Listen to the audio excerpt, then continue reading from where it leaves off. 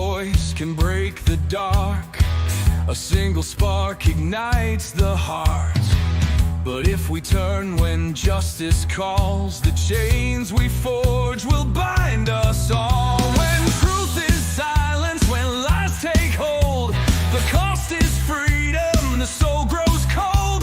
No one stands tall while another must fall. Freedom for one depends on freedom for all. We're mavericks of freedom, rebels in the fight, defending every voice, defending every right. For the moment we falter, the moment we stall, we lose our own freedom when we let others fall. You can't stand free while others kneel. When justice fades, it's freedom they steal. An innocent condemned, a crime unspoken, and with it the bond of liberty is broken. No tyrant rules without our consent. Oppression thrives where silence is spent. Stand for the weak, the silence is small, or freedom will crumble for us all. We're mavericks of freedom, guardians of the light, fighting for the truth, for what is just and right. For the rights of one are the rights of all. We rise or we fall by answering the call. Even those we may oppose deserve the rights we all uphold. For if we deny them what is fair, we build our own prison in despair. The fight's not easy, it never will be, but justice for one is the key to be free. We stand as mavericks, together we strive, defending the rights that keep freedom alive. We're mavericks of freedom, rebels in the fight, upholding every truth, protecting every right. When one is oppressed, we're all in the thrall. Freedom for one depends on freedom for all. So take a stand, let your courage rise. Defend the truth, don't compromise. For the soul of the world, the writing's on the wall. Freedom for one depends on freedom for all.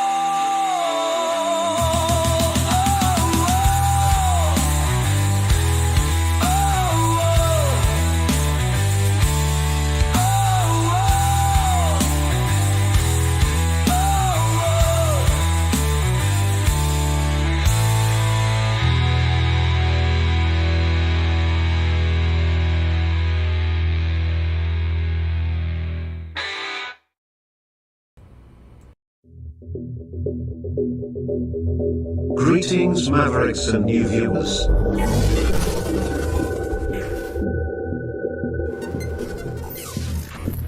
Tonight, direct and live from the Maverick News Network World Studios. This is Maverick News with Rick Walker.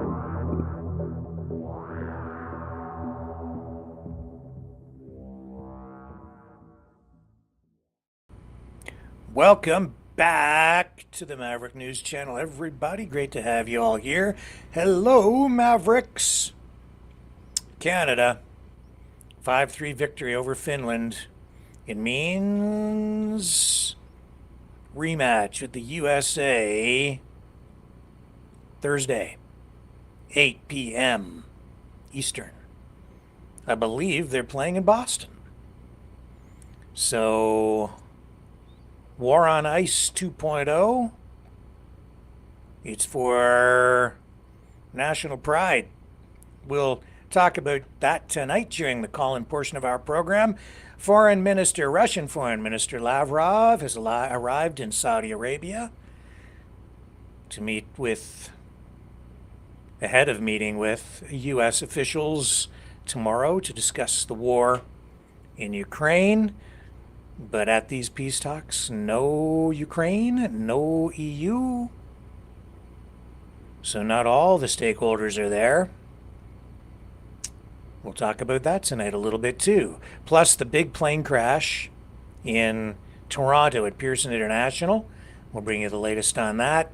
But when we come back on the other side of this, we're going to go, at least for a brief period of time, to the Ontario provincial election leadership debate, which is happening right now. So stay with me. We'll get to that on the other side of this.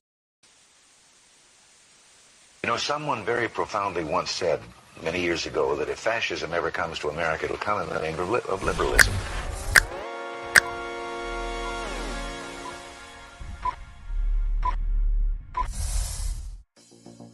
Well, I think it's time we ask ourselves if we still know the freedoms that were intended for us by the Founding Fathers. If we lose freedom here, there's no place to escape to. This is the last stand on earth. The entire world is watching. Every dictator, every crazy dictator in the world is watching.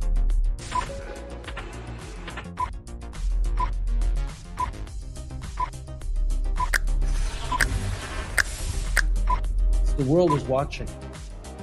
On TV. The entire world is watching. On social media. But the entire world is watching, and yes, they are seeing what we have apparently bravely been willing to say that others are thinking. Stand for freedom. Literally stand for freedom. Let's get this done. The entire world is watching. We're at war with the most dangerous enemy that has ever faced mankind in his long climb from the swamp to the stars. Maverick News. Maverick News. Maverick News. Let me have more control of my own destiny. The world is watching.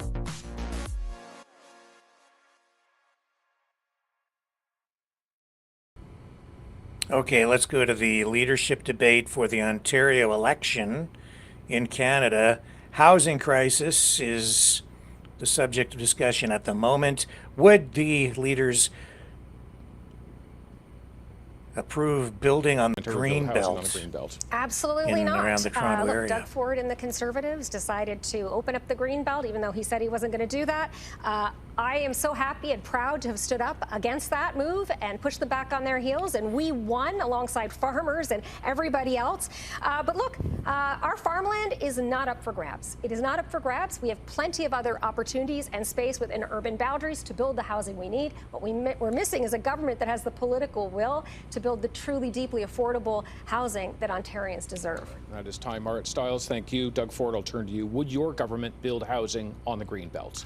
No, and I think it was pretty clear. I said I was, then I wasn't, and I went ahead and did it. But in saying that, let's give him an opportunity to respond. You know something, I apologize to the people. Unlike any of you, when you do something, you don't want to apologize. I apologize to the people. We're moving forward. We're building homes. I find it very rich that Bonnie Crombie say she builds homes. She built the least amount of homes in the entire province. Just compare to Liberal leader. The new mayor. The new mayor's done more. Carolyn Parrish has done more in 7 months than you did in 10 years. That's all right. We'll leave it there. Doug Ford, thank you very much. Now, all of the leaders here have made many pledges and policy announcements. Perhaps you've heard them over the last few weeks. Here are some of them. Going to build the 401 Express Tunnel. It will be the largest tunnel in the entire world. Yeah. Well, first of all, we would cancel Doug Ford's $2.2 billion subsidy to a foreign-owned mega spa. The Ontario NDP will end encampments by supporting people and helping them find a home to live in. We have a plan that will cut personal income taxes, that will cut small business taxes, and that will eliminate the HST off home heating and hydro. Okay, you've heard the promises. Now let's talk about the plan, and we'll do that with Global News' Colin DeMello. How are you? I'm doing well. Thank you, David. Colin, as many people will know, is the president of the Queen's Park Press Gallery, so we're glad to have you here. Thank you so much, and hello to all of the candidates. Good to be with you today. I'm here to ask you some questions on specific policies that you have been presenting to voters. You will have limited time, just 1 minute to answer, so we ask you to please talk about your policies and not that of your rivals. After each answer, another one of you will have the opportunity to ask a follow-up question and then debate back and forth. We've randomly selected who will be asking that follow-up. We will begin with Progressive Conservative leader Doug Ford. You have promised to build a tunnel under Highway 401, but you have not done a feasibility study or said what it will cost. Why should taxpayers give you a blank check? Well, we know all 400 series highways are going to be maxed out in 10 years. You know, as the folks on the stage here, they don't believe in building highways. They said they're against the 413, they're against the Bradford bypass, they're against the tunnel. You know, they're against everything to build. So I guess my question to all three of them is, where's the traffic going to go? You know, Mike, you say, let's put it on the 407. What are you going to do in 10 years when it's maxed out? You say, put the trucks on there. Talk to the Trucking Association. They don't want it. We're going to invest in transportation. And the only way we can invest in transportation is by having a strong economy. And all three of you have failed the economy. You don't believe in creating new jobs, because to create new jobs, you have to have tax incentives. You have to put money back into the businesses' pockets to invest in their people, into their technology, into infrastructure, and put money back into people's pockets. That's the difference, fundamental difference between myself creating jobs and them chasing 300,000 jobs out of our traffic in Toronto is just terrible. Colin and I get to pass it's off the worst, who man. gets to ask a question. Worse than Bonnie LA. Crombie, you now have the power to ask a follow-up question of Doug Ford. Thank you, Doug. Doug, I have one question for you, and one question only. After 7 years of lies, why should anyone trust a word you say? Well, first of all, action speaks louder than words, and people have seen us spend over $200 billion on infrastructure. No matter if it's $50 billion worth of hospitals, or $28 billion in building roads and highways, or $70 Doug, you put us billion in into building an extra transit. $100 billion See, the of debt. How does any one government spend $100 billion and pay 2.5 million people still don't have a family That's the doctor? difference between us. Doug, a fantasy tunnel. How dumb is that, Doug? 40-year project. Infrastructure. Okay, let's give them a chance. Talk over each other. In building infrastructure. Under the Liberals and NDP, there was nothing built. There was no subways. We're building the largest That subway wasn't scripted or extension anything. in all of North America. We're building highways and roads and bridges because we know one thing. There's I think they muted her $56 mic. billion it's costing our economy every single year. Doug, this tunnel. Bonnie Crombie an opportunity. They did. They Thank you. muted her Doug, microphone this there tunnel for a is a minute. fantasy. This is a fantasy Yeah, so is project. our subway, It is a right? 40-year project. It won't be built in my lifetime. It will not alleviate any congestion. It will bankrupt the province at $150 billion. There are alternatives. Why don't you invest Flying in the cars. alternatives? Why don't you invest more in public transit? Flying cars. There's an alternative. I want flying highway cars. parallel. The 427 Could do could it. be leveraged. Truck-only lanes on the 407. Doug, this is a fantasy that would bankrupt our province. No one believes you. You make other promises, and you don't get it done, Okay. Doug. Flying I'll turn cars. back to Colin now. Thank you very much. Our next question is to Green Party leader Mike Schreiner. So you have promised to scrap the current plans to redevelop Ontario Overpasses. Place. What would you propose to Go do up, with don't that go land down. instead? Be cheaper. Well, first of all, I think it is a huge mistake and an insult to the people of Ontario that the government is subsidizing a foreign-owned spa at the tune of $2.2 billion, privatizing public space. Ontario Place is for the people of Ontario. It's public space that should be publicly available, and unfortunately, the current government has torn down all the trees, and now they want to subsidize it. Imagine what an insult it is and how unfair it is to people across the province saying, I can't afford a home. Hospitals are closing in my community. We can't get access to a family doctor. If we had flying and cars, this government is subsidizing them to a Ontario Place. foreign-owned spa at the tune of $2.2 billion. That is not what the people of Ontario want. They deserve better. They deserve fairness. That's exactly what the Ontario Greens are fighting for. Mike Schreiner, thank you. I'll turn now to Doug Ford. You get a follow-up question. I would ask that you begin it with a question. Well, first of all, you know, we're building a world-class destination. We're going to see over 5 to 6 million people go there. And under the Ontario Liberals and Place he's talking NDP about. and the Greens, they let it deteriorate. It was just, you know, dandelions coming up and everything else. And we're going to build an amphitheater that's going to attract millions of people. We're going to have 50 acres of public realm that you have to be more Where's the question, informed Doug? because you didn't even Do you know have a that. question for Mike 50 Schreiner? acres. We're going to build a destination, the most popular destination Question. in the entire province. What's And your all these question? people, ironically, they're going to show up. You're We're gonna supposed build to new ask a science question. center. They're Okay, all that showing up. represents Mark my time words. there. He didn't ask a question. Well, you can. Yeah, absolutely. Yes. Yeah. Was there a question? There wasn't a question there, folks. Let's be clear. There was no question there. Because nobody can defend why you would waste $2.2 billion subsidizing a foreign-owned spa. If it's such a great destination, why are Ontario taxpayers on the hook for this? When our kids are learning in overcrowded classrooms, people can't afford homes, rural hospitals are closing, people can't find a doctor, and you're wasting $2.2 billion on this mega spa in downtown Toronto. Mega spa. It's the same kind I of went waste to Ontario Place that once the tens of when I was billions that a you're kid, spending one time. on this fantasy tunnel I that didn't will even create like it. traffic chaos in Toronto.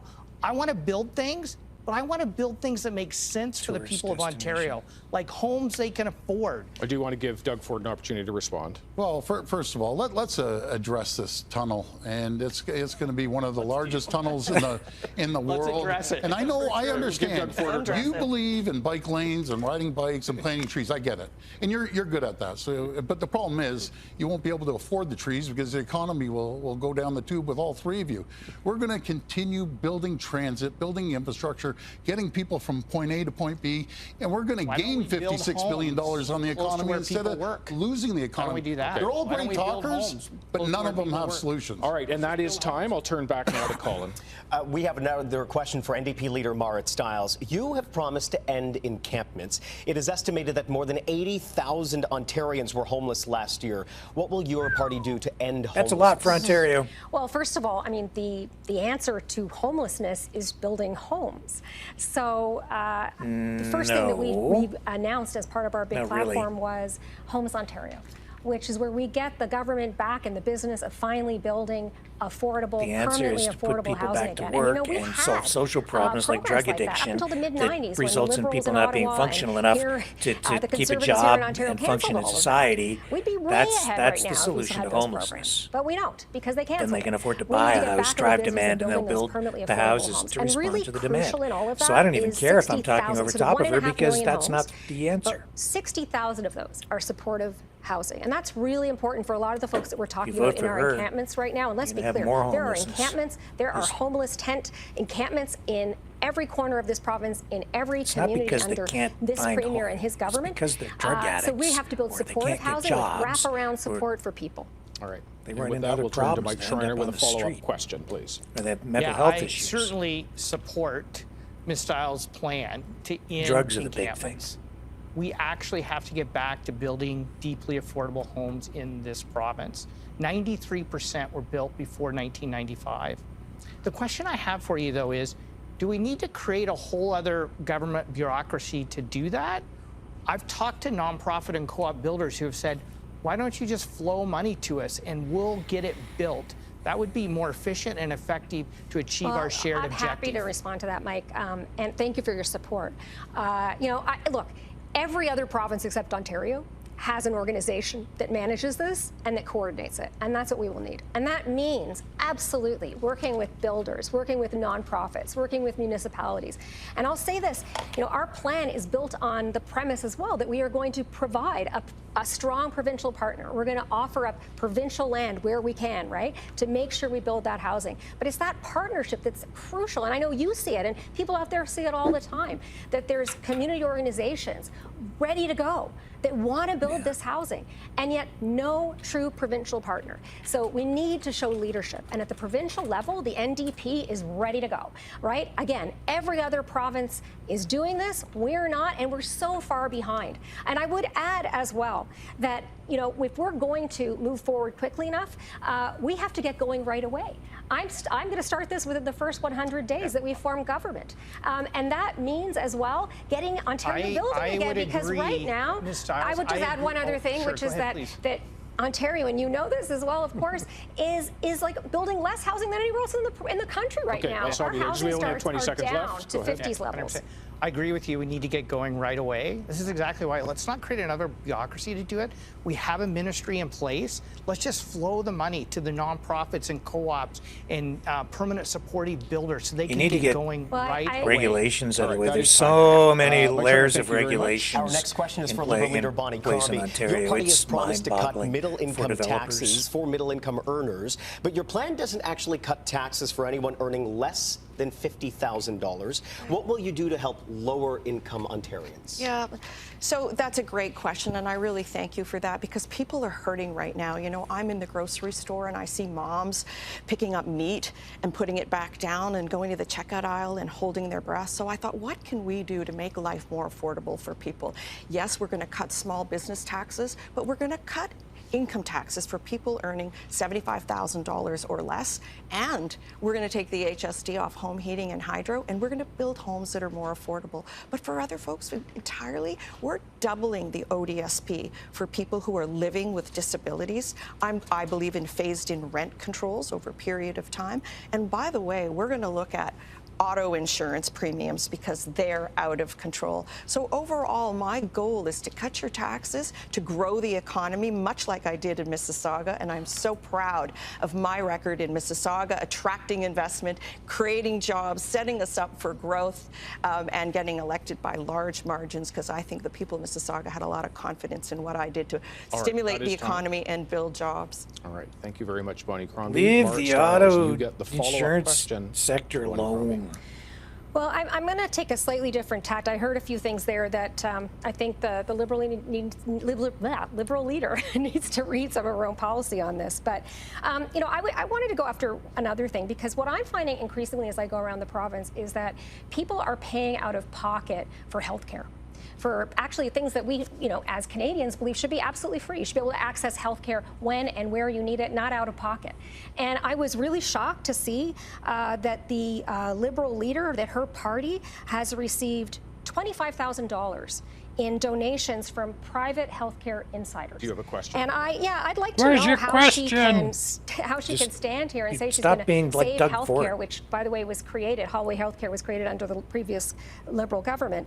When she's receiving those kinds of donations from private healthcare providers. Okay, we'll get. Yeah, I think the NDP leader is envious of my fundraising record to date. I will say that the NDP thinks that money grows on trees.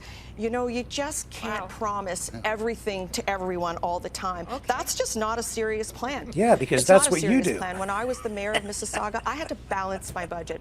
I never ran a deficit. I did that for the past 10 years. I balanced my books for 10 years, just like people have to do at home. They have to balance their budgets at home. They know that they have to save in bad times. That's the difference between me. I think I need to ask this question a little bit more clearly, maybe. You said that you are going to fix the healthcare crisis, that a previous Liberal government, I will argue, started the whole Holloway healthcare crisis, right?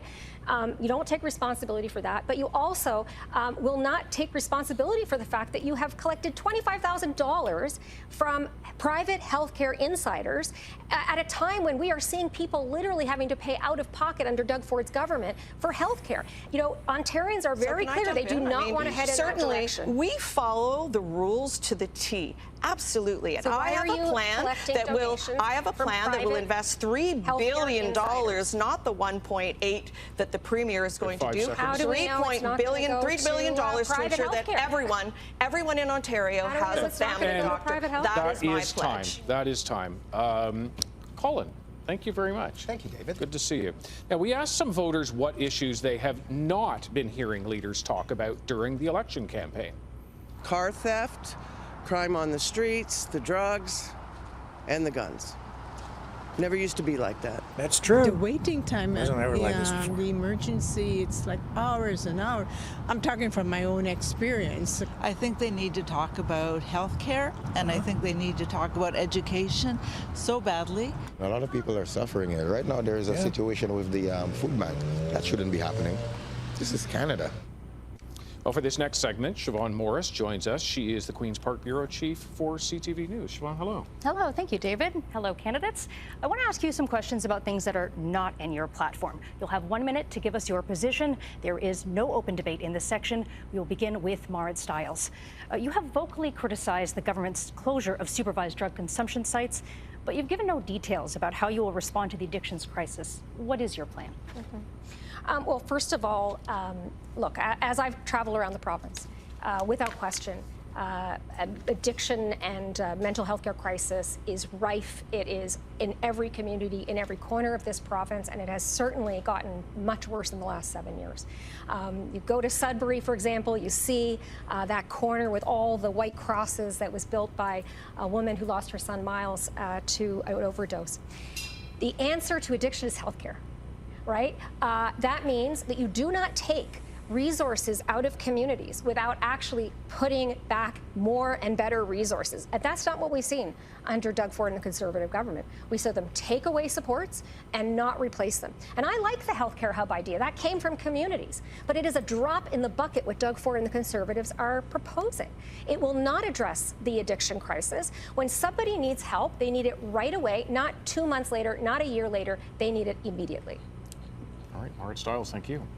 The next question is for Doug Ford. You promised in 2018 to end hallway health care, but overcrowding in hospitals now is worse than it was then. Why should voters believe that you will fix the problem now? Because we've invested more than any other government. We've invested over $33 billion, over a 30% increase. We're actually building medical schools for the first time in some areas over 100 years. As the Liberals got rid of medical school seats, we're adding hundreds and hundreds. We've registered over 15,000 doctors, 100,000 nurses. And the way we do this, the foundation of healthcare, is very simple. You have a strong economy. That's why we've been able to invest in building more medical schools, having more doctors. We're paying for their tuition, by the way. All doctors, if you stay in primary care, you get your tuition paid for. We're paying for all the nurses right across the province for their education that none of these parties have ever done. Nurse practitioners, we're taking care of them on their education as well.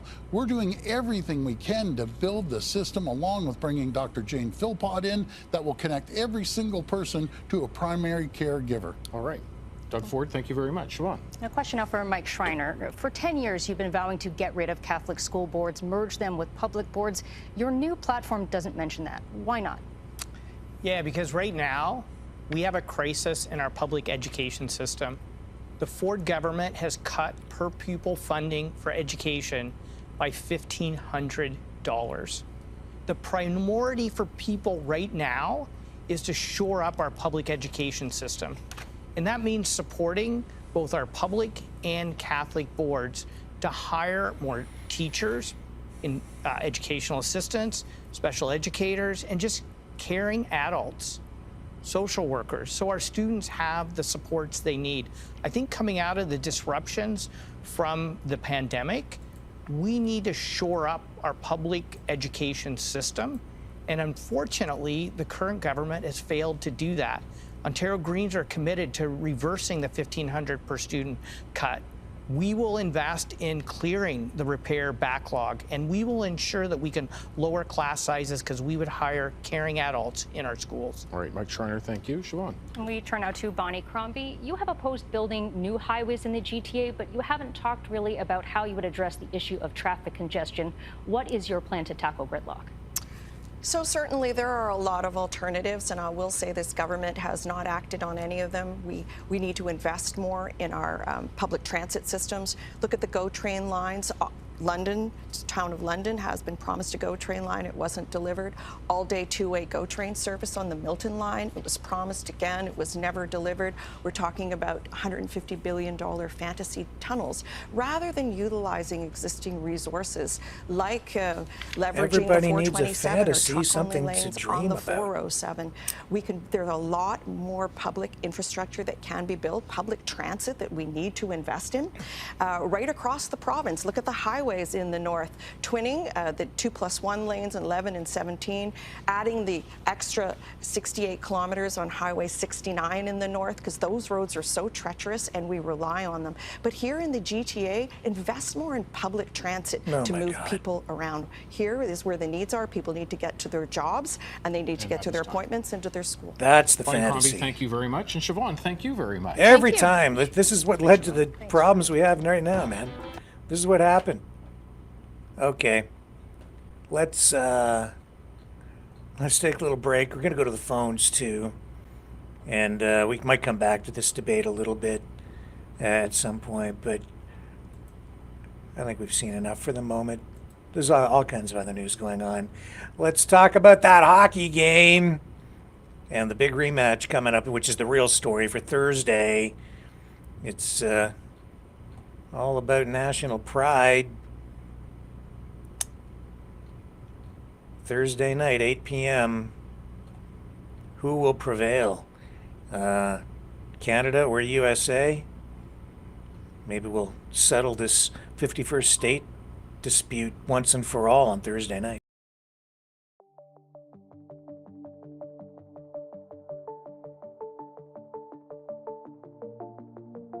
Greetings, brave Mavericks. Our quest for truth continues. We go beyond fake news. Together we expose propaganda. Together we pull others out of rabbit holes. We are maverick thinkers. We are all unique individuals, defenders of individual rights and freedoms, credible, trusted, grounded in reality. Maverick News, Maverick News. Defending free speech, free speech. Donate at freedomreporters.com. Do it now. Tomorrow may be too late. Maverick News. The world is watching.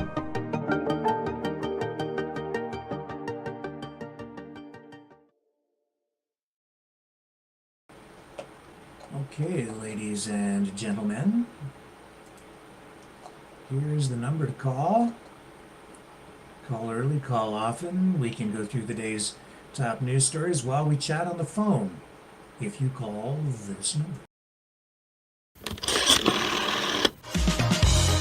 Okay, Mavericks, it's call-in time. Join the conversation. Call 1-647-734-4220. Then enter the PIN number 860-075-764, followed by the pound sign.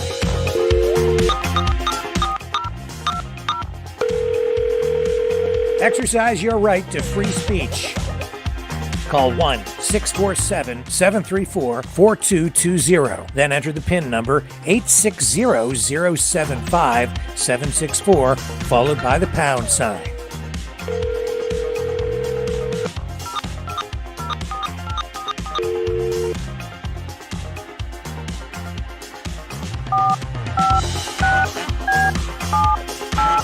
Call 1-647-734-4220. Then enter the PIN number 860-075-764, followed by the pound sign. Maverick News. Call now. The world is watching and listening to you. Okay, I am here. You're there, and you need to be in the phone system.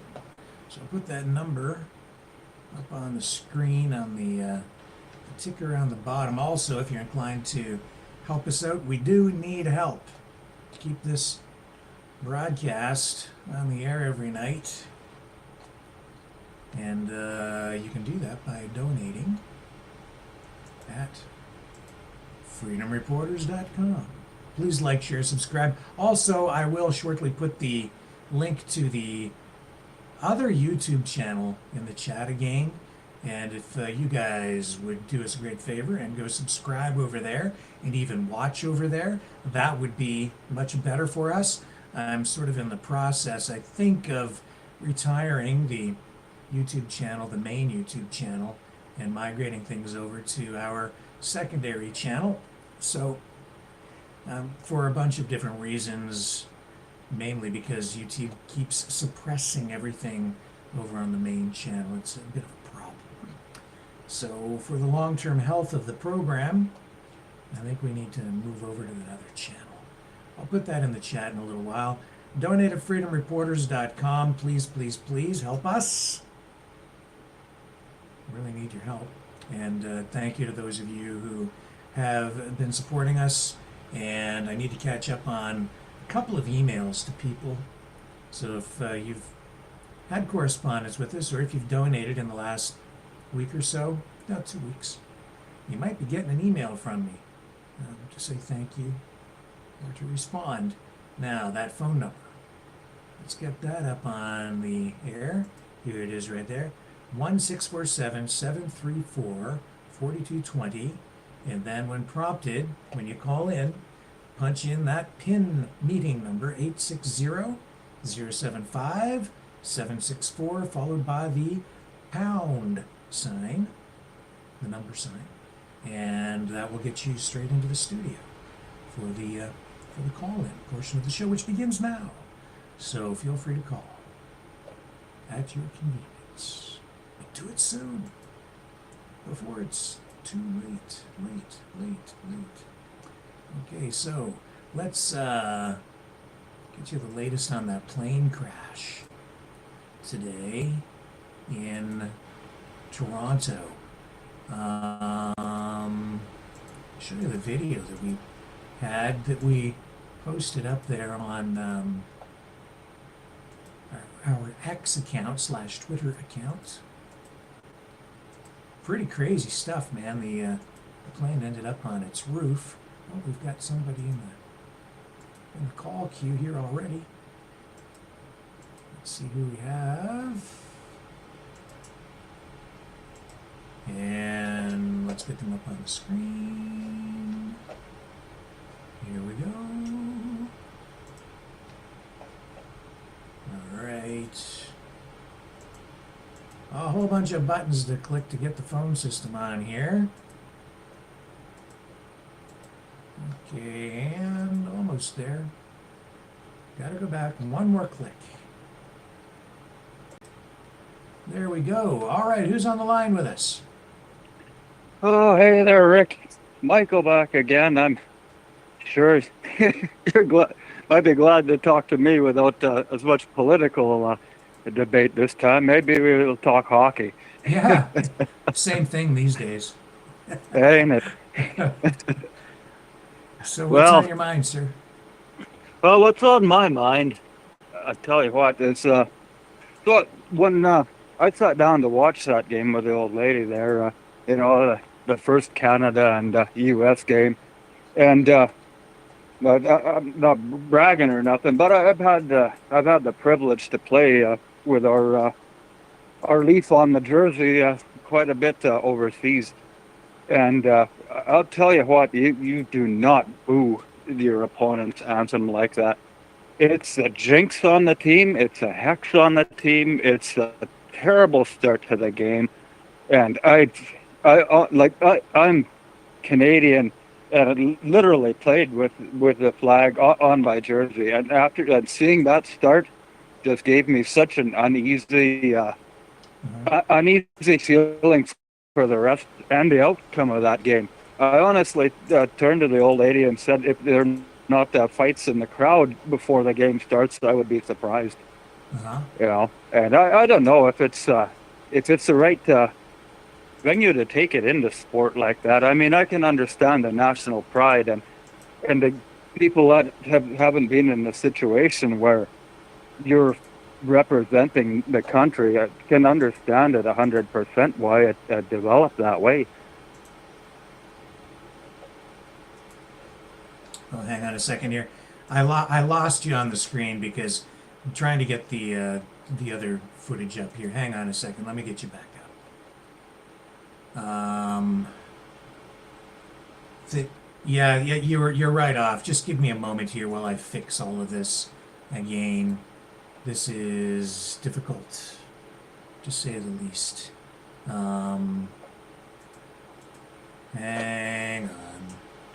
It gets complicated when I have to try to get the video up on through the phone system. Hang on. There we go. Okay, let's just bring you back up. And you're back on now. Go ahead. Okay. Yeah. So, like I was saying, it's just, I don't think it's I don't think it's fair to the players and to the sport to interject the politics onto it. I can see where people get heated, especially when you're playing as a representative of the country, and you see that you hear that literally going on in the venue. But it's inevitable, and it happens in the Olympics. The one that's most prominent in my mind is the old Canada Cup series in like 1972, 1974, which shows how old I am. The big goal by Paul Henderson, that is iconic in Canadian history. And that was because of Canada playing Russia, which was very political at the time. So you get into these international tournaments and politics just inevitably at times becomes interjected. And you would not believe as a player how that energizes your game. Oh yeah. And it's something real. Even on an amateur level, like you really see some epic games between in these international tournaments. But what in hindsight, what I find the most funny of it all is remember, no slight to our Canadians fans, but the venue is in Montreal, right? And so I find the ultimate irony in the fact that for quite a while, politically, Quebec is always jeering a lot of what the rest of Canada does. But at this point in time, they were the most on board with the current political trends in Canada, almost more than the rest of the country with that type of a response. Mm-hmm. I find that quite ironic, really. Yeah, I think we have another caller joining us here. Is that my friend John? It's Rimby John, Team Canada, Rickster. How are you? I'm just fine. Did you get to see this? We didn't even talk. We're still talking about that Canada versus U.S. game from the other day. We didn't even talk about today's game between Canada and Finland. We haven't even talked about the plane crash in any detail yet, but we had some people taken to hospital, multiple injuries there. No report as the last word for me anyway that anyone was killed in that crash, which is a miracle really when you see the footage we're about to show you. But John, go ahead. What are your thoughts here tonight with regard to everything we've already talked about? What's on your mind? Well, I just wanted to thank you very much. That interview about a week ago with that General Vallely. Oh, yes. I found that a very, very interesting and enlightening show. And I don't know if I could bounce a couple of questions off you that were kind of nagging at me, but what do you think? Oh, go ahead.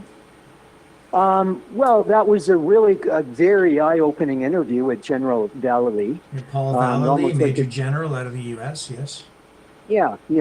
I found the interview interesting, and I'm just wondering, would he be supplying any intelligence possibly to the CIA or Pentagon? Well, he, on his website for the organization that he represents, it says right on the website that they provide intelligence information to the Department of Defense, FBI, and CIA. Now, in the interview, he seemed to be somewhat confused about it, and I asked him, but he didn't seem eager to confirm the CIA aspect of it. Here, I'm going to show the viewers the website just briefly, take you guys off the feed, but what is it? It's right on his website here somewhere. Mission and goals. Yeah, right down here. I'll read it to you if I can find it. There it is, right there. It says,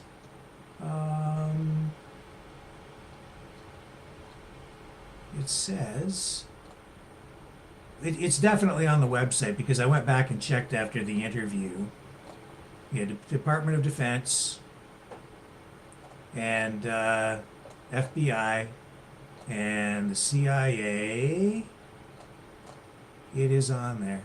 Yeah, right here. Studies prepared and distributed to the White House and to senior government officials and offices such as DOD and CIA, right there on the website. I can highlight that, and State Department. So and in addition, they have briefed the FBI, Congress, law enforcement, and many other agencies. That's what it says right on their website. So why he's confused, I don't know, but I didn't write the website, so it's on there, John. Well, I also found it a little confusing, Rick, how he would have some involvement in the Canadian Freedom Convoy of 2022 involving Pat King. I found that odd. It does raise some questions, doesn't it, about the ethics of, you know, a retired, semi-retired, or freelancing major general from the U.S. who still is involved with an organization that provides intelligence to the U.S. and we know that he has acknowledged providing, that he was in direct contact with some of the key organizers of the Freedom Convoy while it was happening back in 2022. Even providing direction, I guess, whether that the degree to which that information or that advice that was coming from him was followed up on, I'm not exactly sure. In fact, you know, still from his interview, I have something queued up here. Not queued up, but it's in the video files, because he's been on many live streams. Here, I'll run one for you. He was on another program with one of the key organizers, this Norm Traversy. No, I wouldn't say he was. There were several different groups in the Freedom Convoy. This group was involved in a fairly major way, and now we're learning that General Vallely, yeah, he was in direct phone communication constantly on a regular basis with this Norm Traversy, and then the information apparently was going back to Donald Trump. Here, I'll play you the clip. I and some other people in Ottawa were the reception committee. I live in Ottawa. I've got a friend who owns. That's by the way, that's Norm Traversy talking. General Vallely is the person in the top left-hand corner. I and some other people in Ottawa were the reception committee. I live in Ottawa. I've got a friend who owns a boutique hotel, a 24-room hotel, and she booked rooms for only people that knew me, and we ran that convoy from this hotel in downtown Ottawa. A lot of the people helping were ex-military and ex-police. So, and then, just to further illustrate, I've got another one here somewhere. Hang on. So this is also on the same broadcast after the general left the broadcast. But this is Mr. Traversy explaining the connection between the general and Donald Trump. And he was also is an advisor to President Trump. So he's kind of our way to contact Trump. Cool. I got an email from Donald Trump in 2020 thanking me. So we've been in touch during the convoy. I was one of the organizers. And every evening I would phone General Vallely, and he had a map of Ottawa on his wall. He's in Montana. And he would then report to President Trump. And he would also give me assignments like, you know, go to Waverly Street and do this, or tell those guys not to do that, or whatever. And he was. Oops. So, yeah, I mean, there's definitely a connection there. Now, the general was, as I understand it, the entire time providing this, there was this communication happening while he was at his home base of sorts in Montana. And then you had these organizers there involved in this protest, which the government was very fearful of. So yeah, so I guess that raises some questions of what ethics and so on with you, John? Well, the Trump connection was kind of a red flag question mark to me, but the involvement with the General Vallely, with Pat King, and then something about an Ottawa map. He was in direct contact with Pat King, and I just said to myself, my inner child, like, is it ethical or even legal for a retired general from the United States to be involved in a foreign country with political stuff behind the scenes? Am I off base thinking that? I don't think necessarily you are, John. I see where you're going, and it does raise questions about foreign interference in our politics. It,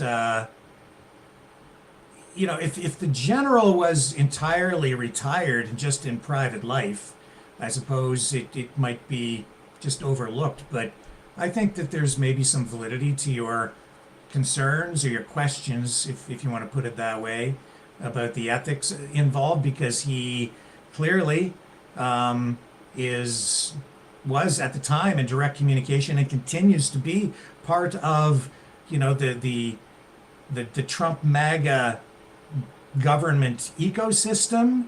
Has been providing advice and direction to Donald Trump, certainly was at that time, direct back to him, and also he's providing intelligence, which they gather in a number of countries, including Canada, back to the U.S. government, to the FBI, CIA, Department of Defense.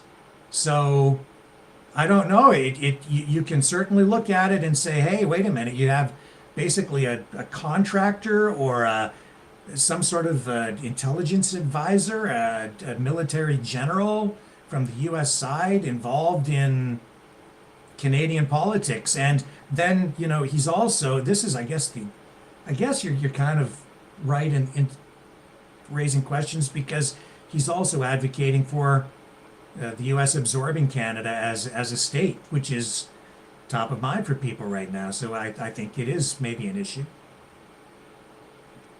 Yeah, well, I mean, I'm in Alberta, but I'm definitely Team Canada. My family's been here 107 years in Canada. He's I would I don't know if I'm out of line. I'd love to see you have him on the show again in the future. I found him very intriguing, enlightening. He certainly isn't. He's around 85 years old. Well, he's not sitting on the veranda on the golf course in Palm Springs, is he? Seems to be a very active gentleman. Certainly is, I think, involved in things politically. He's writing all the time on his Substack. He's, before we did that first interview, of course, I did do some research into Mr. Vallely, the Major General, and yeah, it seems he's pretty active still within the freedom movement, even in Canada, in direct communication with these guys, because those clips I just ran, that's from a very recent live stream, and I know that he's very involved in the freedom movement, the sovereign citizens movement, I think, in the U.S. as well, and politics, and then through his what's his name of his website again? Stand Up America U.S. Foundation. That's all steeped in politics. And yeah, man, you start tracing this stuff back, and it all goes into the Western separatist movement, I think even the Quebec separatist movement, and then see the reason we really, also, I guess you're probably concerned because of that secret recording that was made of the people trying to reconstitute a convoy last month. Well, it was that, but it took me back to my days, Rick, in Alberta with the freedom movement out of Red Deer in 2022, when I inadvertently had that barbecue in Ponoka County with Marcus Ray. And he was involved in, we had him on the show a number of times. He was involved in that sovereign citizen, I think, movement out of the United States, and actually bragged at the Ponoka barbecue about the massive connections. Yeah, well, I mean, I don't really want to go down that road here with you the media tonight, destroyed that one. Because I don't know if General Vallely has any connection to Mr. Marcus Ray. I don't know. I do know that he's connected certainly to these folks.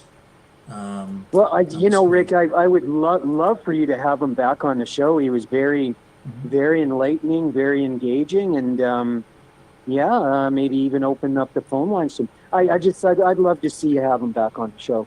I think very interesting. If you've got questions, maybe he'll answer them. I can reach out to him. He was very friendly, and he has been messaging me a little bit since then.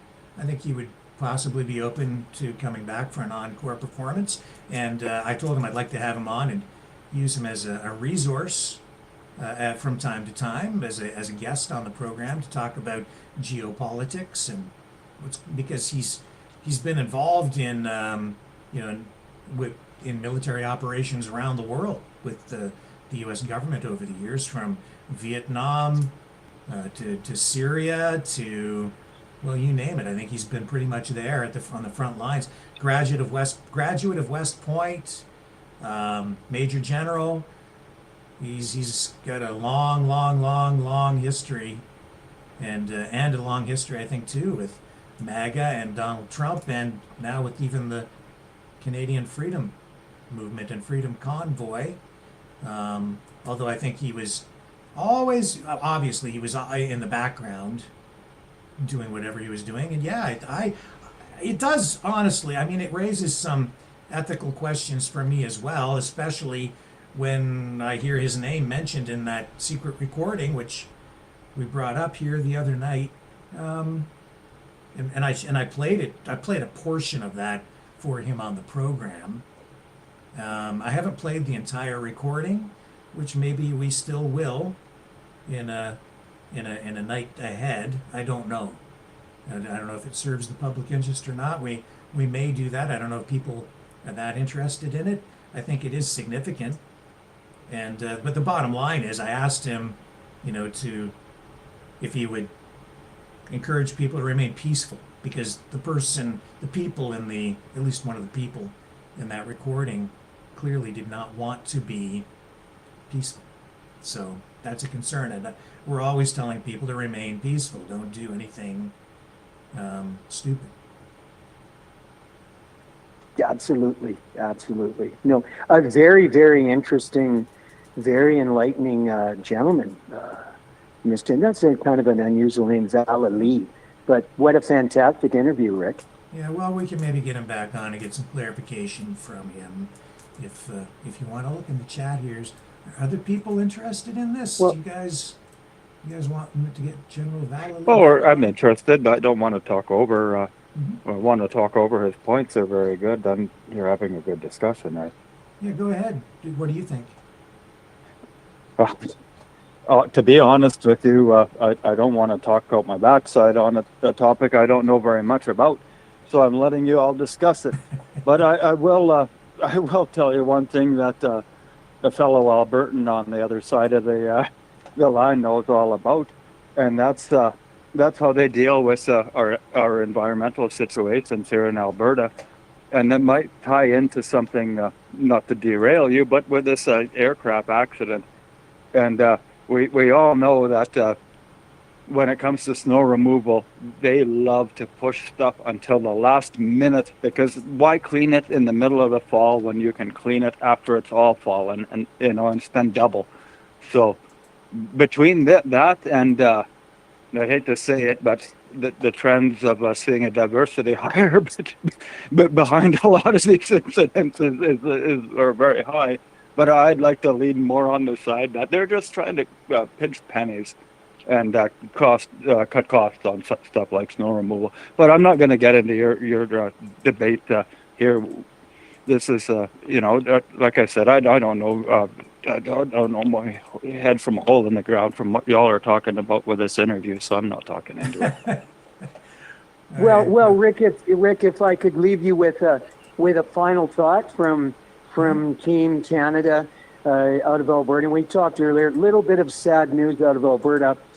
Pastor Arthur Pawlowski's mom died suddenly last week. Her name was Grace Pawlowski, and I'd like on behalf of you, Rick, and the Maverick family worldwide to extend our sincere condolences to Pastor Arthur, his wife, his family, and his brother. And The lady, Grace Pulaski, she was only 70 years old, Rick, and suffered a stroke last week, unexpected. So I'm thinking about him. He's a new friend, and maybe in the coming days we can maybe have him back on the show, because he did go to the Trump inauguration, I understand, and I think he'd have an interesting viewpoint, Rick. So I leave you with that final comment, my friend. Okay, well, thank you, John. I appreciate you calling in as always, and we'll see where all that goes.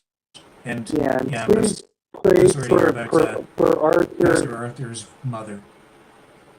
Yeah, pray for him and his family, and So anyways, thank you again for taking my call, and we'll catch you guys on the flip side. We'll get some more callers in. Okay, and let's just update this plane crash story out of Toronto Pearson. First thing I'll do is run this video that we got a hold of, and it's available on our Twitter page, X, Maverick News X. We're in Toronto. We just landed. Our plane crashed. It's upside down. Fire department's on site. Upside down. Everybody, most people appear to be okay. We're all getting off. Some smoke going on. So there was all that, and so we know that at least 17 people were injured in this Delta Airlines plane crash. Happened around 2 p.m. this afternoon. It was Endeavour Flight 4819 arriving from Minneapolis, St. Paul in Toronto. There's an audio recording out there someplace of air traffic control saying the aircraft is upside down and burning. And all arrivals and departures at Pearson have been shut down for hours now, and that's just terrible. They just resumed about an hour ago with flights in and out of the airport, and we're kind of trying to keep tabs on it here. So it was carrying 80 people, 76 passengers, 4 crew, 22 were Canadians on board, and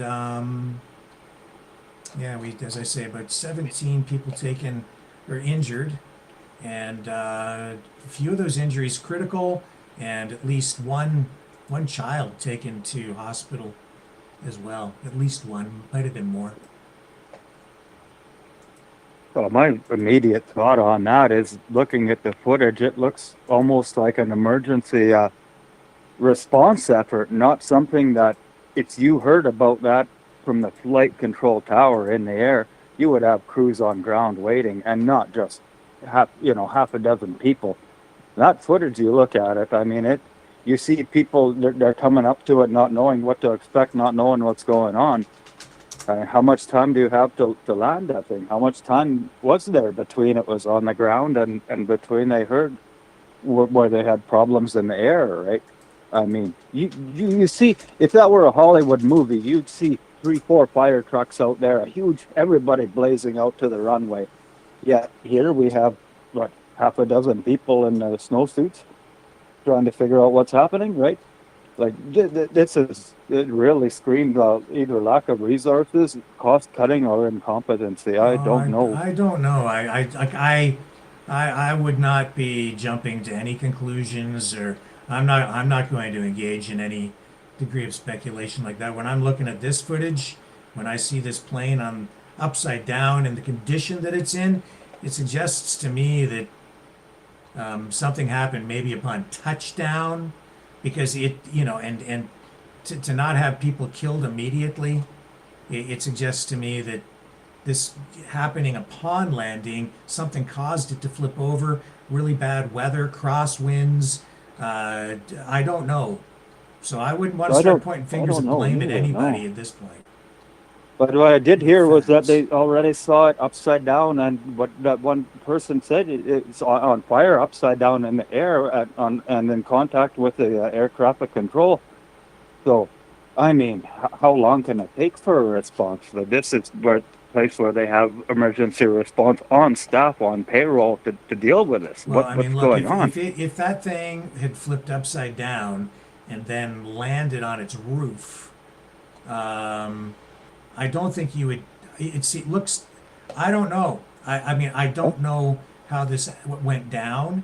We I'm need not more no expert information. neither. But in my mind, if the thing is inverted and then comes down on its roof on the pavement of the runway, would have been a disaster. It's gonna collapse and crush everybody. It's not strong enough. It had to have come down and then flipped, in my view. But I don't know. I mean, I don't see any video of the actual crash. So That's right. I agree with you 100%. If that thing would have, so people say the wind is terrible, the sheer wind coming down on that, yeah. right? But so then it would have slipped, like you see on its roof, without the casualties of landing that way. But then that completely contradicts what they're trying to tell you is the contact from the air traffic control tower, where they've seen it already struggling that far out. So I don't know. But I don't know. From the audio, I don't know at what point air traffic. I don't know when it flipped over. If it flipped over when it was already on the ground, if it was flipped over in midair. I doubt that it flipped upside down midair and then came down on its roof.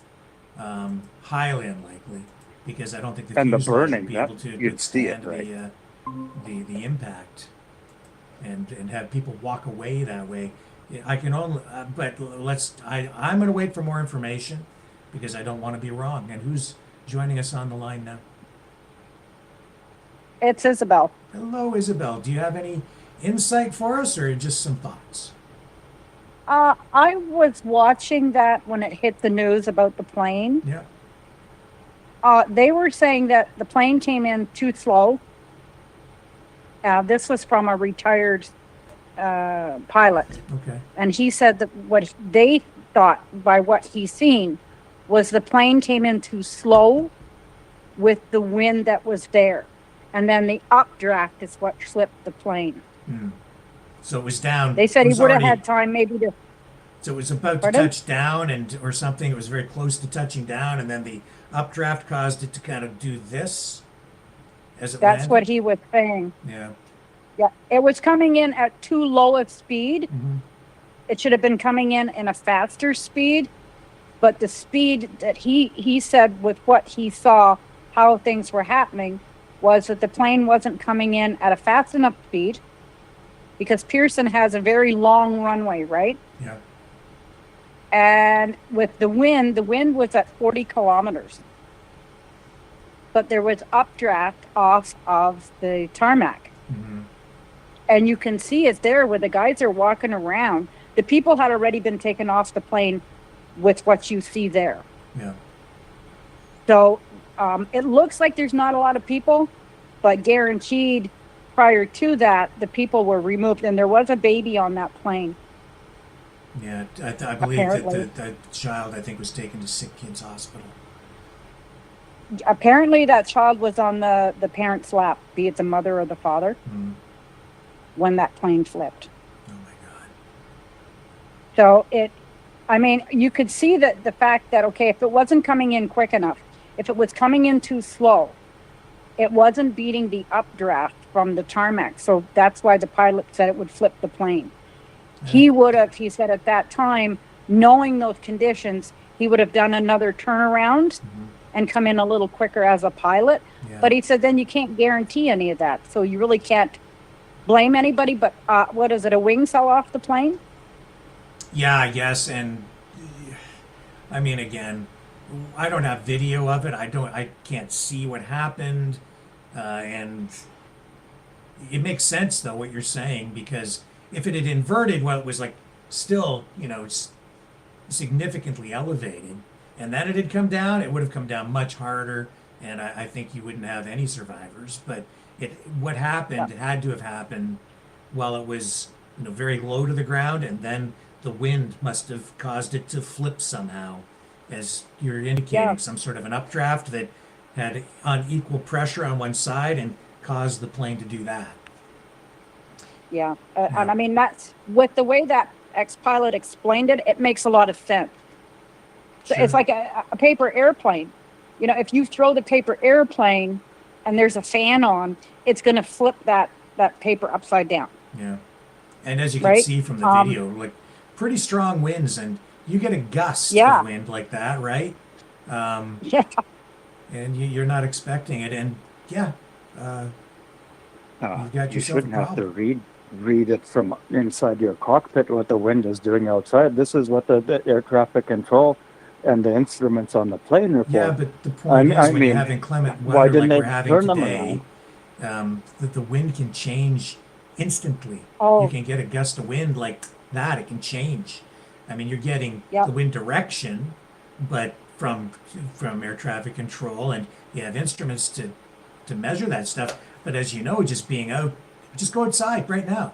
I was outside twice today walking my dog in the frigid cold, and 1 minute I was getting my head blown off by a gust of wind, and the next minute it was much calmer. So it's been yeah, well, the very dog didn't flip unpredictable upside today. down. I mean, this, to some extent, like, we have to look at what else did they do? What was there any alert before that there were adverse conditions? How about after? After the runway, of course, had been cleared, maybe did they send requests for other flights to land in a different area, or delay, or do a different type of approach? It's going to pan out in the future. They're going to do, of course, investigation into this, and we're going to find out a lot more of the technical detail. But I mean, it's not the type of thing that happens regularly. I mean, thank goodness for try landing in anywhere in southern Alberta when you have the 100-kilometer-hour shear winds in Lethbridge. I mean, it ain't great, even in Calgary. So it's not the first for the aviation industry to have to deal with this. I just don't get. I'm just thankful that there were injuries, but I mean, if anything would have happened any higher up, it would have been really catastrophic.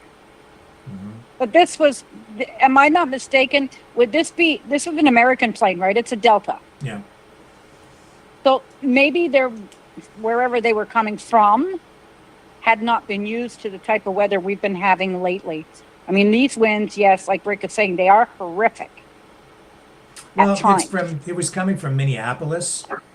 They have cold weather there too, like they do. I don't know what the weather is today, but we've had snowstorms all across this, whole zone of Canada, U.S. over the past few days. A couple of big snowstorms, but they do de-ice these planes before they take off. Who knows? I mean, there's so many factors here, especially as you could see today. You had cold temperatures, you had some snow, some blowing heavy winds at times, gusting winds, unpredictable. Yep. That makes it very difficult. And these planes, they're sophisticated. They have lots of instrumentation on board to help these pilots land these planes. They don't just do it on their own. They have instruments and some degree of automation, and something went wrong. But what that thing is, we're not sure. But that's why they have the investigators. And we will find out, like the other caller is saying, it's going to take time. There's going to be video. There's going to be the black box. Everybody's going to find out eventually. Oh, yeah. I'm just hoping that, I mean, they said there was no deaths occurred, so that's one good thing. Mm-hmm. Do I want to get on a plane lately? Not with what I've been hearing. Yeah, these things seem to come in groups, don't they? These kinds of news stories. We had a rush on cargo ships. Then we had a rush on bridges. Then we had a rush on fires. Then floods. Now planes, trains. Yeah. Don't forget the drones. It's not the way that we want to be besting each other with negative stuff from nation to nation, is it? Yeah, you can't forget the drones, man, and the alien attacks. Strange times we live in, that's for sure. What do you think about the whole Canada-USA rematch coming up on Thursday, Isabel? Well, I'm not much of a sports fan. I may not agree with what the fans did, and I get it. But I think, Canada's been pushed to the brink where we've got to the point where we're going to show our strength. Unfortunately, it might have been not the greatest place to show it, but I think we've been pushed enough into this 51st state garbage. We've got to the point where, you know what? We are polite. We're friendly. We say sorry. We say thank you. We say good day. Now we're going to say F you because we're done. That's right. We are so done. Oh, yeah. Yeah. I started a little project making up some shirts. So I got 51. Well, it says the 51st state, but it says 5 state with the middle finger up, and it says my ass. There you go. Yeah. I am not selling my country. Good. Yeah. And I'm an immigrant. Yeah. I'm an immigrant. So, and I'm still just I am a permanent resident, and I would love to get my citizenship, but I can't afford it. So I don't know where these guys that are coming into the country are getting it for free, because I'd like to know. Yeah, it doesn't seem fair. Who else just joined us on the line? Pardon? Well, it's your good old friend Dragon. Dragon from Montreal. Oh, Dragon! Our Frenchman. Hi, how are you? Bonjour, monsieur. Bonjour, bonjour. I'm doing great. How are you? Fine. So I had a little something to tell you about that crash. I was actually listening to a broadcaster earlier, and on his research that he was doing, because he's really like Rick, pretty much. He's really into like fact. He's not going to rabbit hole and stuff. And Steve, the guy, was researching on the subject that the gust wind at the moment where the plane crash was about 40 miles an hour, if that makes sense, something along these ways. So yeah, it's pretty good gust. Yeah, and it goes back and forth and up and down, and in 1 second it can change. When the weather's like this. So. But again, I have no idea. I don't know what happened. What the cause was. Yeah, I mean, and that's what I was thinking too. That even though they've got the instruments, you can't gauge really on a split-second updraft. Yeah. But you could probably try. And I'm not blaming anybody. I mean, these things happen, Yeah. Frankly, I'm surprised we don't have more planes crash when you look at some of the weather these guys fly in. These pilots are amazing. Yeah. Yeah, well, question of security and how our Canadian airplane or aircraft security goes, we're pretty high top on that. I mean, we have drastic requirement that we ask to our pilot and whoever works around the airplanes. They need strict training, and they keep themselves pretty alert. So yeah, I mean, I'm just glad that there's no death in that crash, that everybody's kind of fine, and yeah, except the few injuries. Well, injuries for sure. We could not argue that few injuries could happen in that kind of crash, but I'm just so glad that nobody's dead. So I mean, we're lucky on that one. Yes. We kind of missed a big bullet. And you're not kidding about the regulation and the requirements in the Canadian aviation industry, because that if you have one of you buy your son one of the little drones for Christmas, if it's over 260 grams, they actually need a beginner's pilot's license to operate that thing. And it's no joke. You take the same course as you would as you're starting, with a small aircraft. And they have to pass that thing and have that certificate to operate it. And it still doesn't give them right to fly over people without approval and that type of thing. But yeah, our Canadian regulations are very, very competent and very strict when it comes to this type of thing. So I don't see, I don't know. there's always room for error and whatnot, and the climate throws in a lot of it too. But I mean, for a wind to flip it, like when you look at the damage and the way it landed, that had to happen as it was coming down, with literally just hovering. Otherwise, it would have ripped the top of that thing when it came down, and there would have been so much more problem. But I can't see a wind doing that if you adjust the flaps. I mean, I'm not a pilot, but I wouldn't be surprised. Let's say, okay, and I'm just as my own self. I'm a plane simulator kind of guy. I do like plane simulation.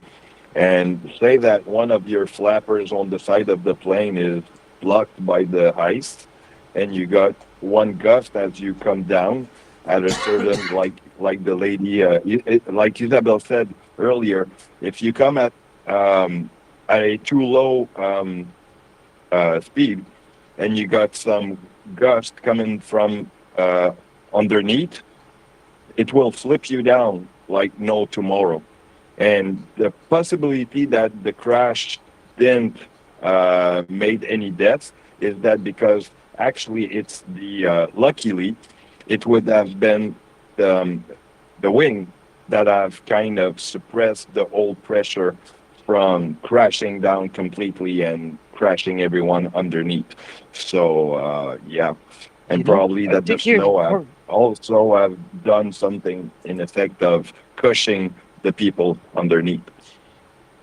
I think you might be right about a lot of that. But specifically when you said that if there was damage to the aircraft prior to them trying to deal with those wind landing, that there would be a problem. And then when you couple that with the fact of those report from the air traffic control that the thing was already struggling before, there might well have been damage that prevented them from doing what they wanted to do when they were landing it. That really does make sense. Yeah. And plus, I mean, it's not that I will not point out that the people that was supposed to look into how like the testing before going out on the air. I mean, these guys were on the air for a long time. So by the time you come from, I believe it was from Minnesota, right? So if he comes from Minnesota to Canada, there's a lot of time for your plane to gather some snow and ice to get somewhere where you don't want it. Here's some footage of passengers exiting the plane. Everything, drop it! Come on! Don't take your step on the right! On the right! Holy fuck! Holy fuck! Holy fuck! Oh my fucking god! Wow. Yo, I was just on this fucking plane! Oh my god.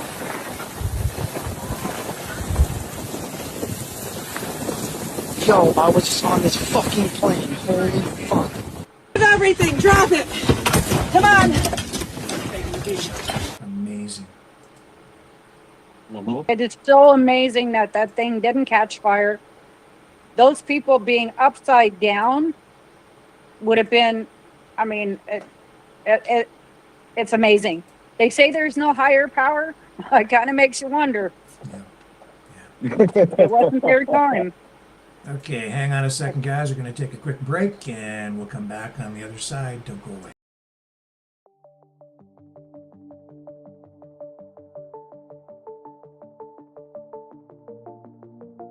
Greetings, brave Mavericks. Our quest for truth continues. We go beyond fake news. Together we expose propaganda. Together we pull others out of rabbit holes. We are maverick thinkers. We are all unique individuals. Defenders of individual rights and freedoms. Credible. Trusted. Grounded in reality. Maverick News. Maverick News. Defending free speech. Free speech. Donate at freedomreporters.com. Do it now. Tomorrow may be too late. Maverick News. The world is watching.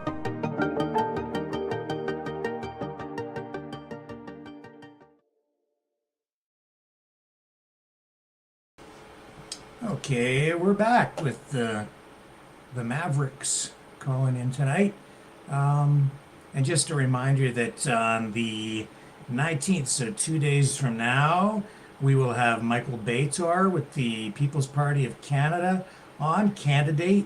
It'll be it's going to be a fairly big event actually, because it's going to be live streamed out over a whole bunch of different platforms, not just ours. It'll be like a network. We're going to host the broadcast here. It's an opportunity to have a meet, I guess, an online meet with Michael, and he's been on the program before, quite a long time ago, but there will be a call-in. You guys can ask him questions, learn about him and the PPC. He is the most prominent PPC candidate in Canada, the most prominent PPC representative, aside from the leader of the party, Maxime Bernier, who I know you're all familiar with. But Michael will be joining us on the program, and you will have an opportunity on, well, what is that? That'll be Wednesday, right? Yeah, 18th tomorrow, Tuesday, so Wednesday night, the 19th, 7 p.m., Michael Bator, PPC, call in on that night and ask him questions. Back, the floor is back to you guys. Who wants to take us forward? Yeah, well, I'll prepare some question on that part and I'll go right. That's for sure. Oh, by the way, Rick, your mic sounds a little bit edgy. I think that you're on your computer mic again. It keeps flipping like that. Hang on, I'll fix it. All right. Well, you guys talk while I fix my microphone. Somebody say something of value. Of value? Yeah. How's the snow in Montreal there, Dragon? Oh my God. I would show you some picture, guys. You would just not believe how much snow I got in front of my door. I almost, you know what? It's probably looking like what you would call the ice wall from the Westeros of Game of Thrones. Seriously, you don't want to come in my town. You might be lucky, Mr. Dragon, you had that snow because you didn't have a Vancouver outcome to the loss of that Team Canada game. It kept people inside, right? Well, the weather has been terrible, in all across the whole region of Canada, U.S. over the past, I guess, probably 3 or 4 days. Looking ahead, it's still a news story here because they're still digging out, especially up around the Toronto area. They got hit pretty hard twice, with 2 storms, and it looks like we're in for some cold weather for the rest of this week. They're saying, it's supposed to be minus 19, supposed to feel like minus 30. Mm-hmm. We have minus 30 here in Alberta now the last 3 days.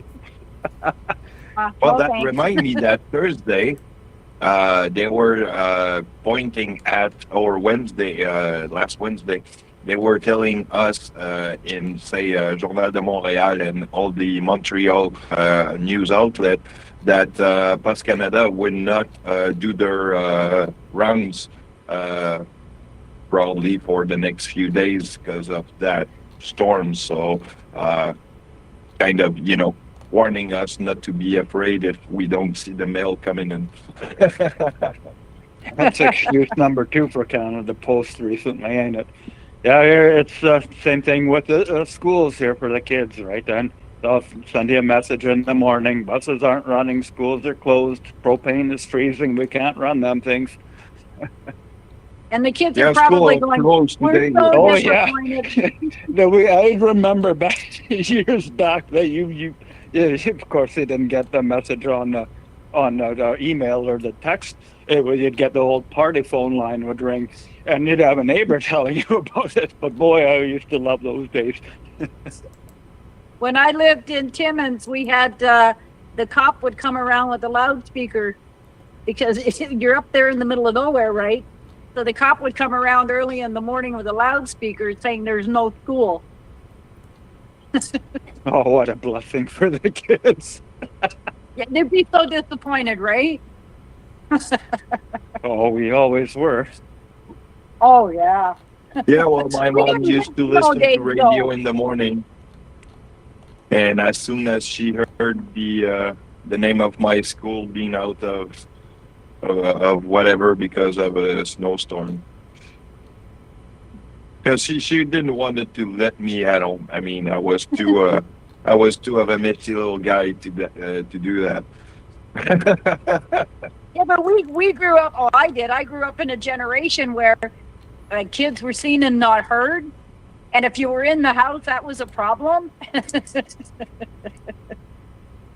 Exactly. That's when they put you to work, right? Got nothing to do. Let me help Yep. you with that. And you were out the door. Gone. So I have footage of the actual crash. It's a little bit grainy, maybe a lot grainy actually, but we have it here. So let's take a look and see what we have on our hands. Hang on. Where'd we go? Oh, for crying out loud. Too many tabs, too much stuff. Where is it? Where is it? Which one? I lost it. It's up on the screen and I can't find the right tab over here. There it is. Okay, let's bring it up full screen and take a look. You have to look hard. What is just one runway. You can see it. It's so bad. Like, the quality is so terrible. I can't make head nor tails out of that. Just one runway. Literally. It's runway only. You know, the other thing, Isabel, you said that it lost a wing. Just one runway. And from what I'm seeing here, It's runway only. Beside the runway. it could, if the wing was sheared off upon landing, it looks like it touches down. Just one runway. I can't tell what happens, but what if that wing comes off, then it would allow it to roll on the ground afterward, which would make sense Well, to they me. did say a wing did come off. They did say that in the report. Yeah. So that no makes air sense to me control. because, man, if that thing had come down on, like, if it had come down from the air on its roof, I just don't see anybody surviving. It would have, maybe some people would have survived, but it would have been much No, worse. It would have actually, what crushed. I think, it's like you said, the plane kind of rolled on itself, like it rolled left to right, basically on its wings. So that's how it Yeah, that survived, makes kind more, of thing. that seems like a more viable theory, but again, I don't know. And I can't tell Yeah, from that 'cause footage. They did say that the wing, one of the wings did dislodge. So if the wing did dislodge, then the plane is actually going to be heavier on one side, so it would cause it to flip. Yeah. Like Dragon said, it would roll rather than somersault. It would have rolled. Yeah, because then Because if you do- because if you had one wing on, one wing off, then with the side with the wing off, it would be able to roll in that direction, especially if the wind came across while it was on the ground sliding and got up underneath that wing that was still attached and provided lift, and it would roll Yep. over because it's it's basically a big tube, right? So it could roll on the Yeah. ground over onto its roof. Because you do see red there. Yeah, those are flames. There was a fire. Yeah. Yeah, Yeah. definitely a fire. And, you know, the Like they're lucky fuel that is in didn't the wings, continue. eh? So if it comes Yeah. off, then Yeah. that explains a lot too. That makes more sense. Like Dragon said, it would roll rather than somersault. Right. Because if it somersaulted, they would have been crushed. Yeah, it would roll over onto its roof. That makes more sense to me. Because say when you go for a landing, or if you go for when you start the engine and you just want to lift off, basically what you get is a yaw kind of maneuverable. That's when you tilt your nose up. So like Rick said, if the plane would have tilt the nose up and yaw just upside down, that would have just crushed the whole thing. Yep. So yeah, it did roll on itself. I tell you what I see aside from the rest of this, though, is how many of y'all carry around phones that film in 720p resolution and can't focus? I mean, we're gonna get just having some more clarity on the issue, and I think y'all are around the right lines of what happened was.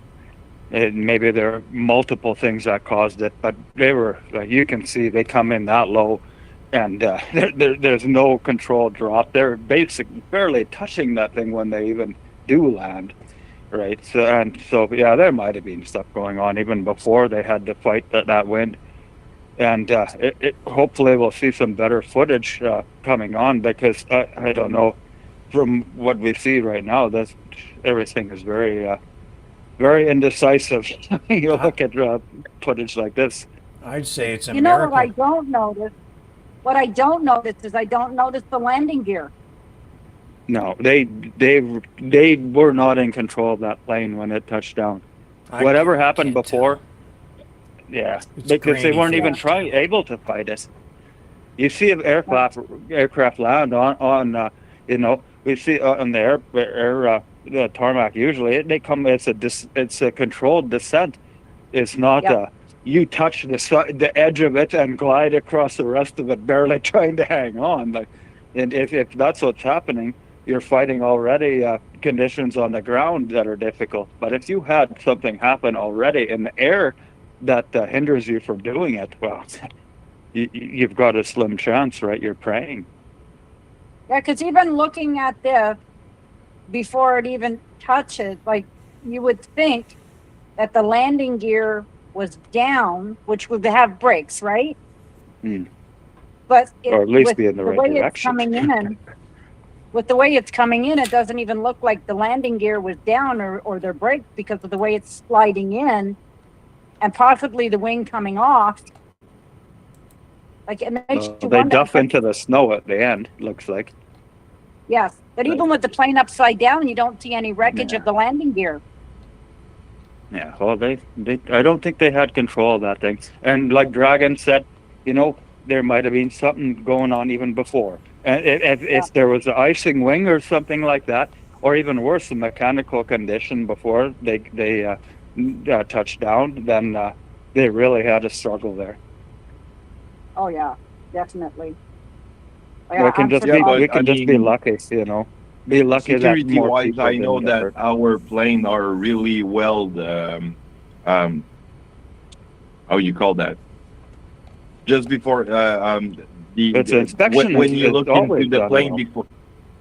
Yeah, they do the testing and all that to make sure that everything is nominal for a lift off. So I mean, I'm pretty sure that, like I said, the problem could have come while they were coming in the air. Basically, the mechanical problem would have come from basically the weather and ice condition and so on. So it's kind of hard to for seasoned pilot to advert to those kind of situations. So today we see these European leaders held an emergency meeting in Paris to align their position. This, of course, after the Trump administration saying they would not include the EU leaders or Ukraine in these talks, which begin tomorrow with Russia on the Ukraine war. So this signals a major change in the relationship between Europe and the United States, for sure. Not just Ukraine, but all of Europe. Oh yeah. Makes me very Will it uneasy. I save don't like it. lives? Thoughts? We're in a scary situation. He became a real bulldog, and like we said before, a bull in the china shop. He's going to get some backlash, and now he's getting the backlash. Yeah. Well, Dragon said something very interesting the other night, and I didn't get a chance to talk with him about it because I didn't see him there. But it's not the first time that this stage has been set, and there's been other leaders that have escaped peril, and it's emboldened them as well, right? And I mean, we can only hope that it's for the better, but I mean, in the end, let's hope that this if they can negotiate something with Ukraine and Russia that stops people from dying, then I mean, I'm all ears at this point, because I mean, money put aside and economics put aside, what really does matter. Sorry, what was the last part there? What? I'm sorry, I don't know where I got cut off, but I said I wouldn't mind, if everything leads to where people stop dying, money put aside and economics put aside, then I want to listen to what they have to say. What are they going to propose as a solution that we haven't been able to do in the past while with the conflict, and how can we stop people dying? Well, I mean, that's obviously a major consideration, but of course, what we need is a lasting peace, not something like even a ceasefire. May not be the most productive thing if it just leads to an even bigger or escalated conflict, months or even years from now, because the issues weren't properly resolved. It's a complicated. We don't need another situation like we have in the Middle East coming because of it. I don't know. It looks like we're going to get a pretty nice resort built there in Gaza, with golf courses, hotels, bumper cars, and water slides. That's 15-minute cities and credit. Just like, I mean, yeah. I'm sorry, but people just Strange keep running, finding ways to justify the crazy things he says, and as though it's like 4D chess. To me, that right there, that's insane.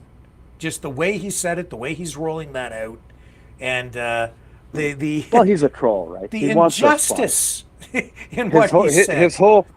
His whole playing card is response, and he has to get you emotionally involved to be able to play that card. Or it could be that he just says really stupid things, and then people make excuses for him.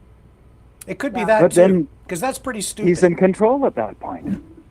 Once people are answering to him, even if it's because of a stupid troll, or even if, say, like Elon goes and posts something online, and people react to it, now they're in his ballpark. Well, right? So that's how they're trying to control the whole outlook on the scenario. You do actually have a very important point that you made there, which is that Trump and the political ideology even that he subscribes to, which is this new form of, I would call it neo-realism.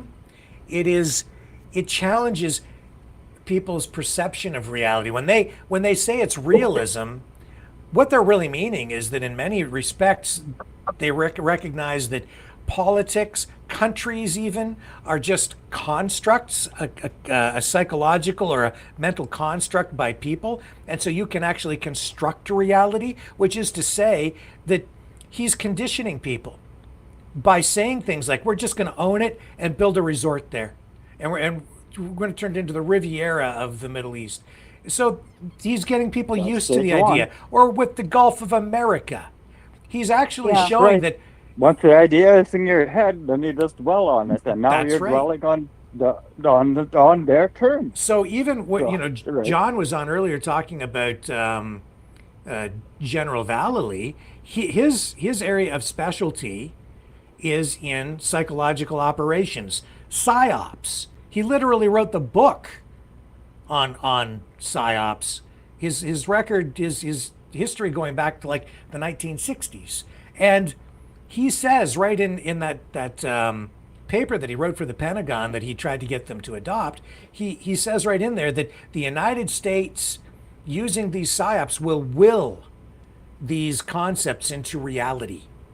That's what Trump is doing in Gaza, with the Gulf of America. He says, I'm so powerful, I don't even need to consult with anyone. We're the major power. Everyone has to do what I say. From now on, it shall be called the Gulf of America. We're not going to consult with Mexico and change the name from the Gulf of Mexico. We're not going to consult with Cuba or any other country. I say so, therefore it is. Now that's the new reality.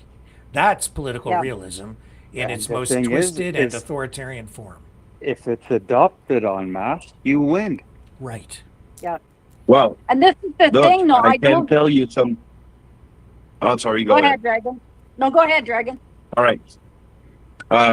I'll be quick. I've been passing the past weekend to speak with old friends, and actually we were on Discord having conversation with Americans and people all around the world, basically. And I can tell you something. Some American doesn't even recognize Canada to being a sovereign country because they think that we were subsidized at some point back in 19 something. So it's like there's a lot of people that, they really believe and take every words that comes out of Trump's mouth, basically. Yes, that's a very important point, Dragon, because he's constructing a reality for people in their heads about what Canada is. So when we've had some of our American friends calling in recently, they have this image created by Donald Trump that we are a completely corrupt country controlled by the Chinese, where the Chinese Communist Party owns most of our farmland, that they control our entire banking system to launder money for Mexican drug cartels, that we're a den of fentanyl, flooding the U.S. with this killer drug, and that our entire country is really just a figment of our imagination, that the border is just an artificial line that should just be forgotten about because it doesn't really exist. We're really just a 51st state anyway. We're not a real country, and we should just be the 51st state. Yeah. Exactly. Well, what gets me though is I've been actually, just real quick, I won't be long. There is some guy who did actually confronted me on the fact that there's one of the act, I believe it was in 1906, that was basically subsidizing us. So he was trying to implement this argument to make it like more relevant. So, but actually, I did look it up, and it was half true, but we're not subsidized. It's just a form of partnership between us and the U.S. So, it's a lie. It's a lie. They don't subsidize us. We don't rip off the United States at all. The trade deficit is not even what he says it is. It's not 200 billion. It's not 250 billion. It's not 300 billion. I mean, he keeps making up these numbers as he goes along. It's a different number every day. It's about 40 billion a year, and there's justification for that, and it actually benefits the United States overall. We don't rip them off. If anything, the United States is ripping us off because they pay a reduced price for all the oil. They pay below market value for every drop of crude oil that we export to the U.S. They get it at a bargain basement price, always have. So why do we sell it to them? Why don't we use it ourselves? Well, because Why don't we use it ourselves and free our people of the prices of this stuff now? Because I remember when it was 50 cents during COVID. And where is this money coming now that it's $1.50? I mean, It's I but don't know. you know it's not that simple because it's about getting the oil to market. And if you really want to use the oil to benefit the people, you need to get it to market. But as I've been saying, everybody's not blaming our our market? government for not building those pipelines. But I'm telling you, there's been foreign influence, foreign infiltration up here from the US side to really stifle the development of those pipelines east and west politically, so that they can then turn around and they just blame the Canadian government because of all the internal political conflict. But that's all fueled with outside It is, influence. why not make it easy on them and eliminate it all? And say, Eliminate okay, what? here's the pipeline. Here, we're just restrictions lifted. It goes all the way across Alberta now, into Montana, all the way. And so why don't they allow that export? Why They do. don't they allow? The pipelines go down into the United States right now, but because of everything that's gone on, we do export it to the United States. That's the problem. They're the only. it's They're regulated, basically right? your only customer, and as a result, they It's take advantage regulated. of you and say, in Alberta, and they say, well, we'll buy your oil, but we want it at a discounted price, That's so we OPEC, sell it at a right? discounted price to them. And then beyond that, do you know why you don't have refineries up there, man, in Alberta? It's because OPEC, I'd the say no. Americans in these agreements wanted the refineries built on their side. So again, in order to take the crude, we have to ship it to them. They refine it on their side, then they ship it back to us as refined products, oil, the gasoline, and the diesel, and other products. That's why. And you guys out in Alberta keep pointing your finger at Ottawa and Quebec, but it's about corruption. And if you want to know the source of a lot of that corruption, look at foreign governments, look at the money that goes into environmental groups, NGOs that stage protests You're 100% constantly right, to shut down your oil You're- industry. You're 100% right. But it doesn't go into the Alberta economy. It goes into the federal one. No, it goes, I'll tell you where it goes, my friend. It goes down into the United States and into the oil companies and the states that benefit economically from getting your discounted oil. That's why they don't want those pipelines built east-west. They want it to go south. They want the energy flowing their way so that they can profit from it. But it's all kind of cloak and dagger. And if you don't think that what we were talking about earlier doesn't play into that, do you know what convoy came before the Freedom Convoy? Do you know? So it does play into effect, but What that just convoy gives us came all before the the more Freedom reason. Convoy in 2022? I'll tell you what convoy came into long before that was when the free men on the land movement. That That's all part of it too. But that is part exactly. of it. And that. And you but see why? the media Why? push to dismiss that. Why? Because they want to everyone- destabilize the government. They want to split it up. They want to split you off and take you over. So they want people to believe that Canada isn't a real country. You're touching on all the hot button issues. This is That's foreign right. infiltration into Canada. Do you want to know who the traitors are? You want to name the names? Look in the mirror, folks. A lot of these freedom fighters out there, especially from Alberta. You want to know who the traitors are? It's those guys, because they're the ones who are trying to destabilize and undermine Canada. That's the truth. A lot of those guys are the actual traitors, and they're the separatists. If you're a separatist, you are a traitor to the country, because you want to break it up. You're not a patriot, not a Canadian patriot, but you know when a lot of these people say they're patriots, you know who they're patriotic to? The United States of America.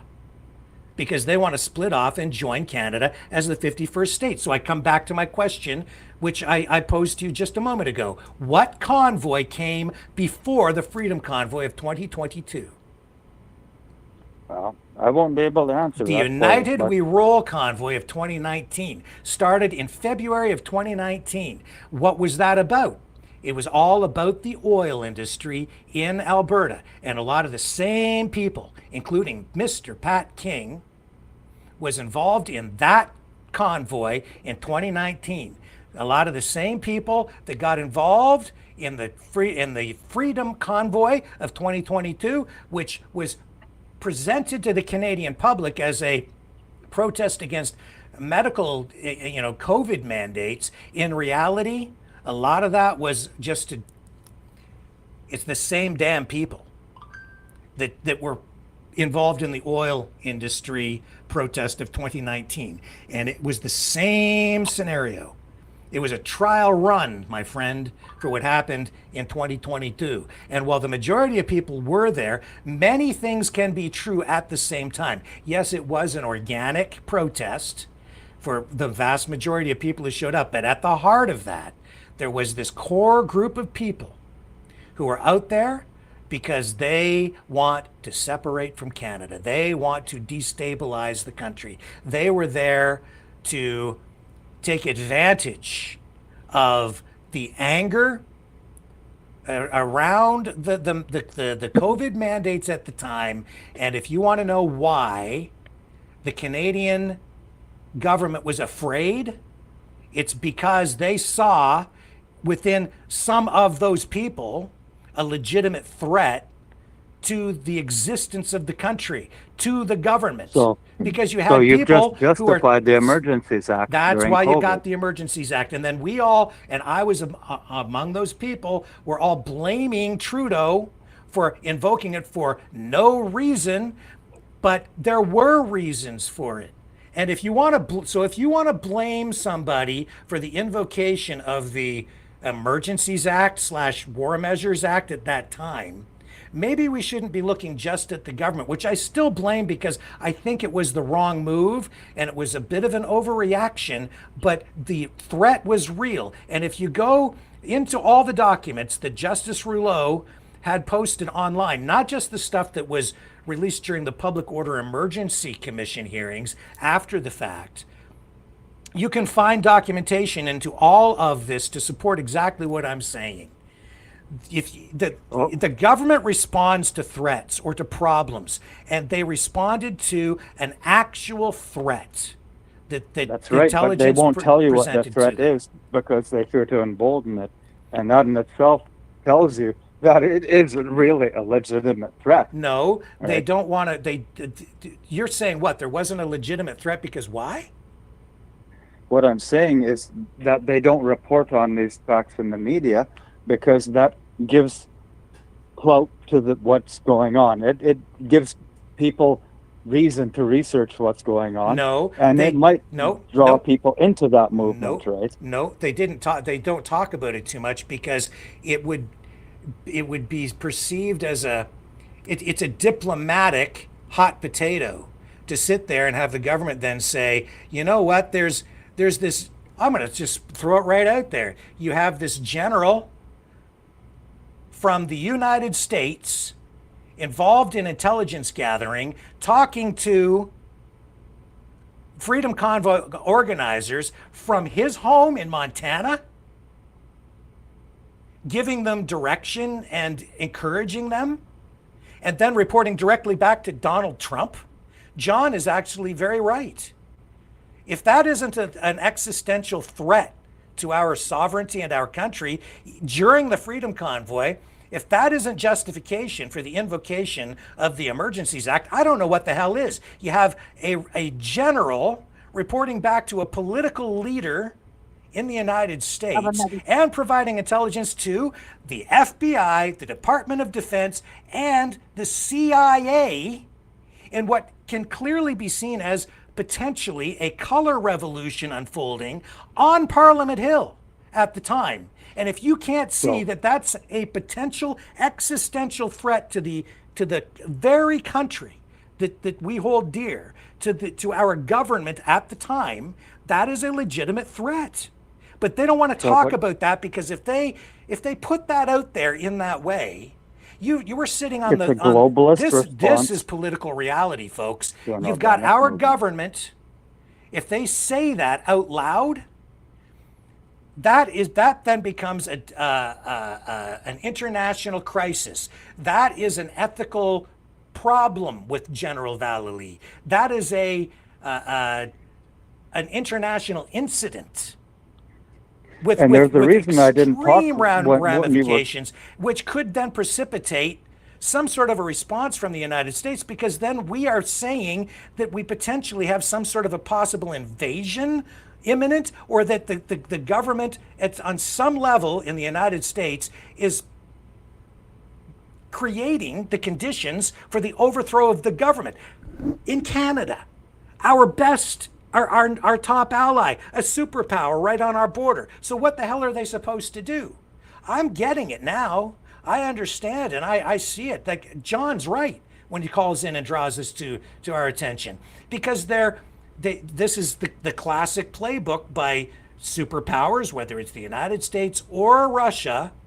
If you want to destabilize or overthrow a government that you disagree with, and they sure do disagree with Trudeau, the Trump administration, not that they were in power at the time, but they were running basically like kind of a shadow government and still working toward, the re-election at the time. And this general is reporting not just directly to Donald Trump, but also to CIA, FBI, DOD, says so right on his website. And he's involved in these political movements. And I mean, is he doing anything illegal? I don't know. Let's get him back on and ask him some of these questions, because it does raise these same questions for me. And if you want to do these things, then yeah, you have CIA, FSB on the Russian side. They fund separatist movements in other countries to create destabilization and to tear countries apart. So that they can then roll in here and say, well, we're here to save you because everything's destabilized and you've got basically a civil war on your hands. So I guess we better go up there and save you. We're going to come up and liberate your countries, aka. So that's basically where the World Economic Forum is. No, that's not World Economic Forum, my friend. No, it's a foreign influence into how we should conduct our politics based on foreign intelligence, is it not? That is absolutely foreign. That's foreign influence, infiltration into our political system, absolutely, and it's inappropriate at best, and an existential threat that warrants some sort of a very strong response from the Canadian government at worst, and maybe something in between. I don't know, but it's not right. No, it ain't right. And Canada needs to do what's right for Canada, bottom line. Yeah. And that's what Trump is doing, so we'll do the same thing. And let's make it better for people in the meantime. What Trump's doing is not good for America, because we are America's best friend. And it's pretty clear that he's been punching us in the face when we haven't been looking for quite some time. And he's still doing it now, but he's doing it in the open. What? That's what you do with your brother. No, you don't. You don't do that to your friends. You didn't have a brother growing up, did you? Oh yes, I had two brothers, and I was the youngest. So sometimes I got smacked around pretty good. But that's not what you do with your best friends. Not with your best trading partner, your ally, a country that has gone to war with you. That we've sacrificed on a per capita basis, probably more than any country in the Western the Western sphere of freedom. And that's the point, right? We've been together for a long time. This isn't the line to draw in the sand, right? I mean, Trump has gone to war with us, is what he's done. He's gone to war with Canada because he's got his sights set on the country. And it's been going on for a long time, longer than any of us realized. And he was hijacking, it appears, it may be, hijacking that convoy, a convoy that in the minds of most people was the most peaceful protest ever, and that certainly was true. But more than one thing has been true with that convoy at the same time. Not just two things, but multiple things. When your most organic efforts have been thwarted by international interference, what do you back? What can you back? Truth. What can you back at that truth, point? and you back Grace? You back what we are, which is a country that is dedicated to freedom, that is dedicated to the ideals of individual rights and freedoms. That's what you back. You back democracy, true democracy. and you stand against tyranny, authoritarianism, and foreign infiltration and foreign influence into your government, into your country, which is an assault on democracy, which is absolutely abhorrent and wrong and disgusting 100%. because it's an assault on us. He's punching us in the 100%. face.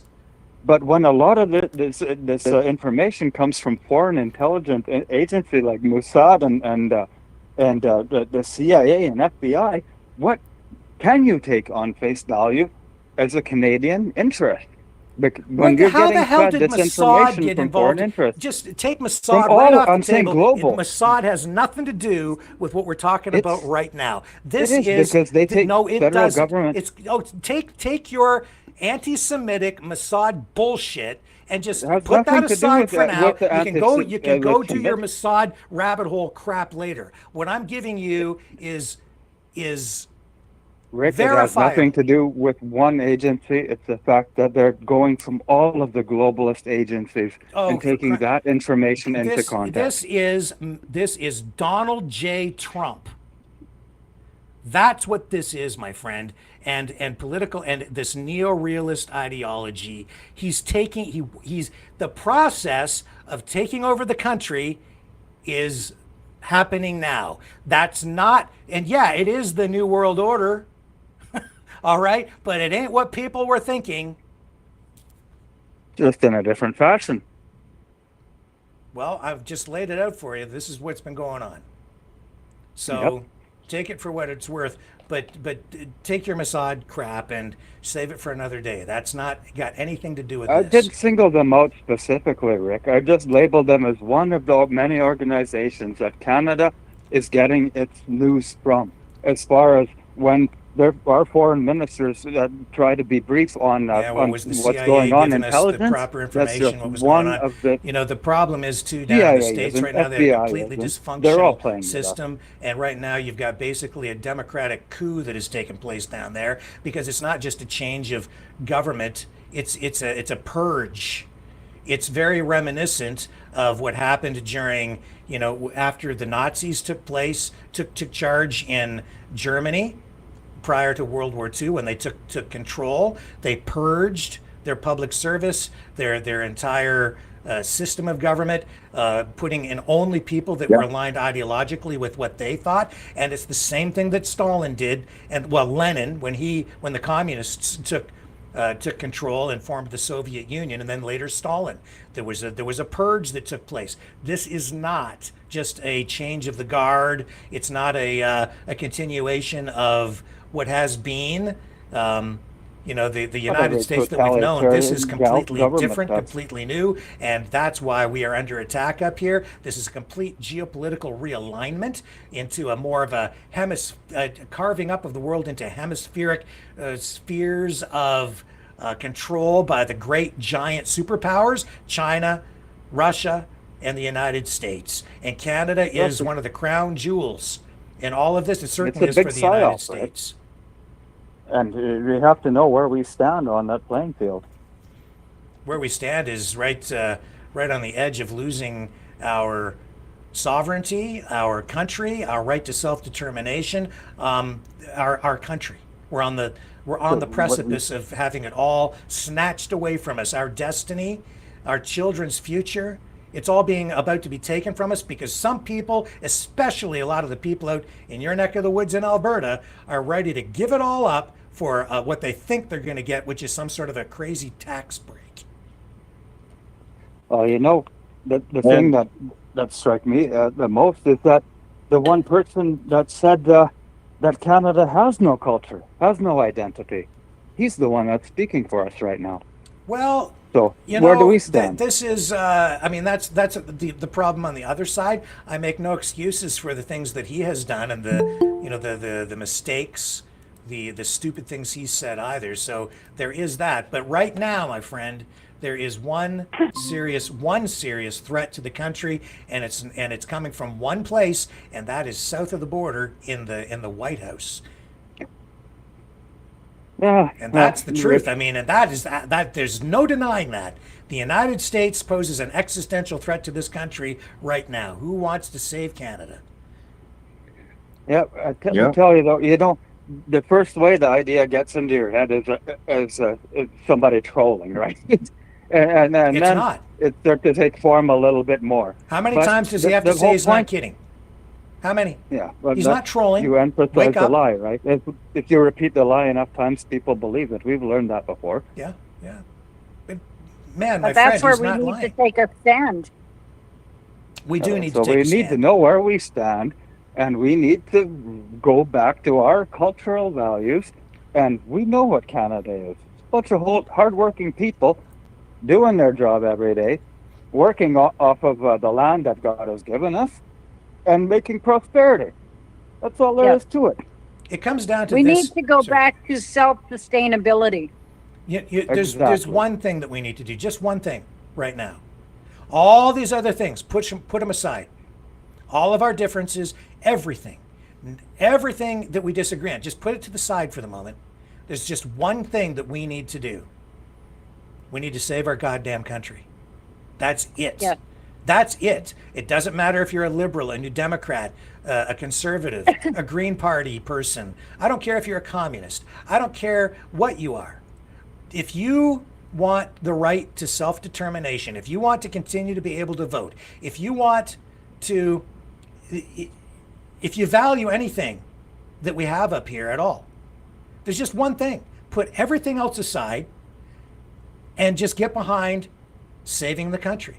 He can't take the country over, not really, if we don't comply. If people just say no, there's enough support even on the U.S. side to stop this. Yeah.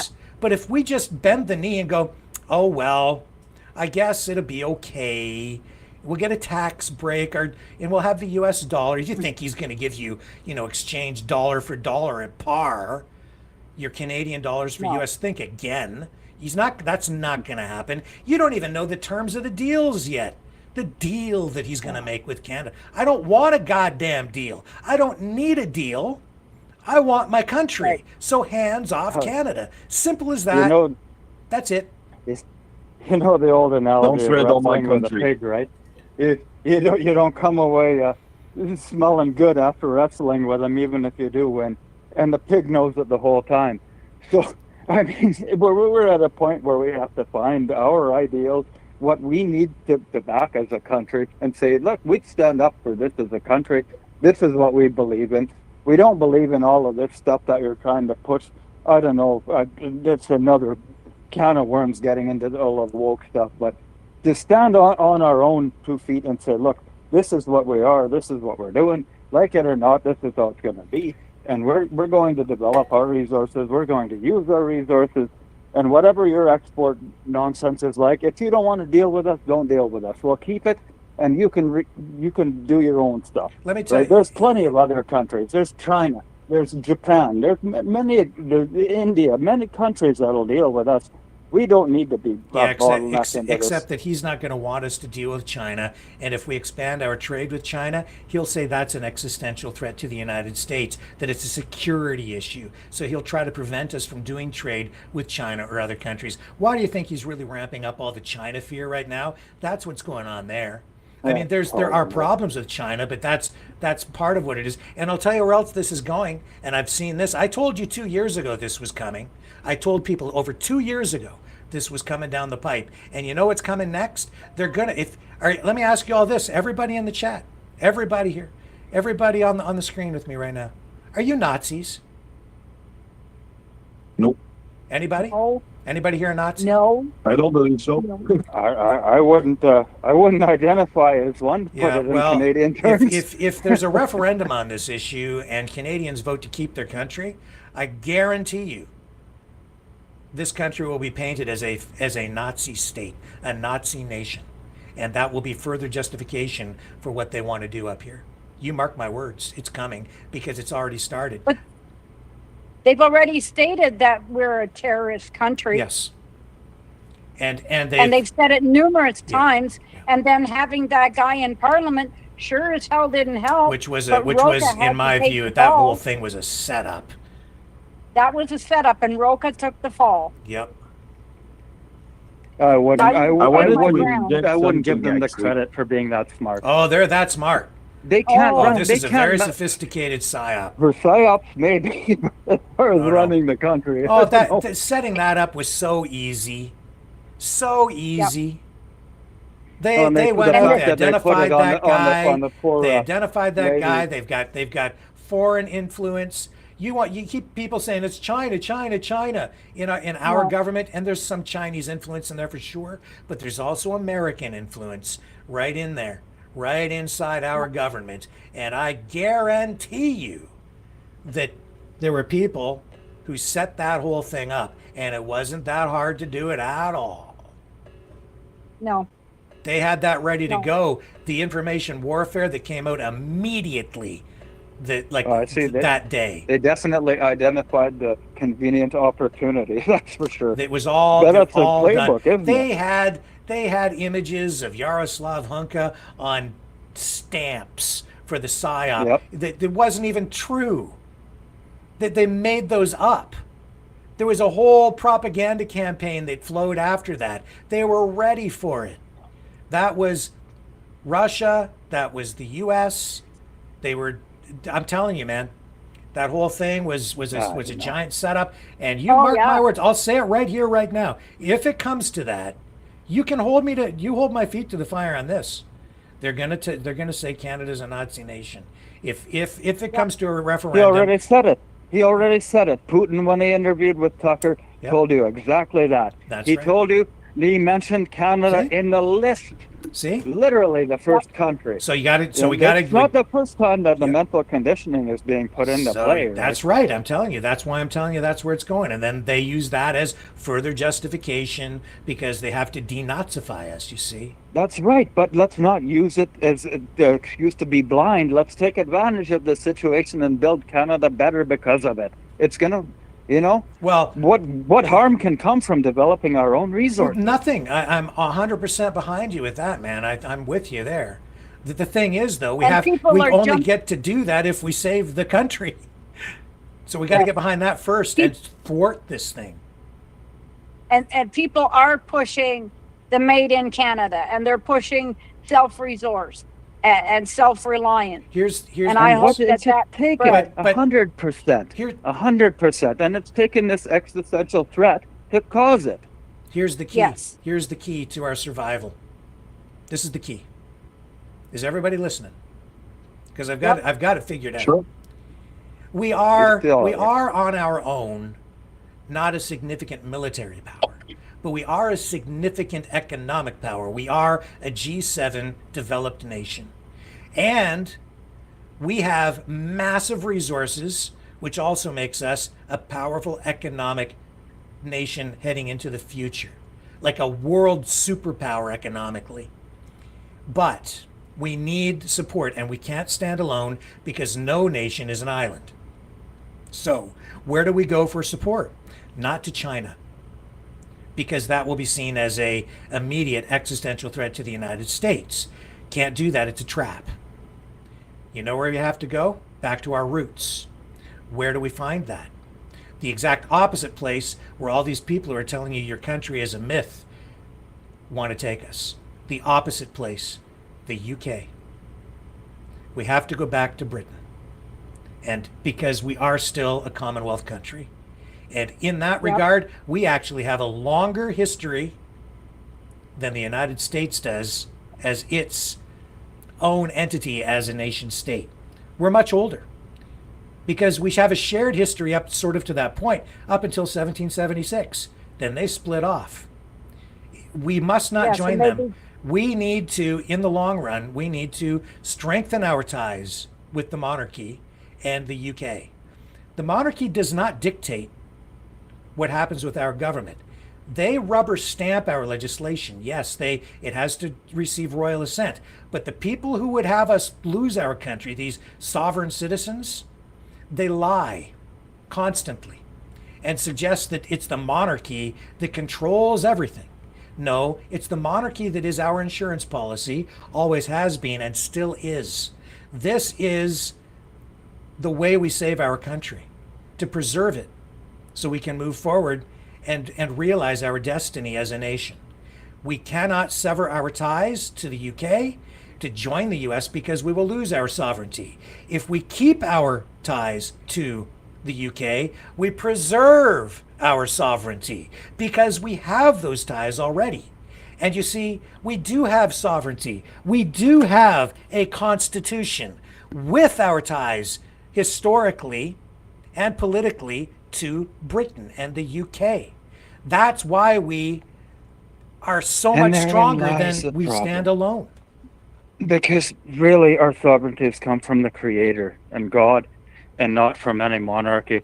And the whole fact that the monarchy claimed the power of God our to be sovereignty does not. appointed. Our rights as individuals do, but our sovereignty does not. Because our sovereignty is what you can defend. That's what Donald Trump is telling you right now.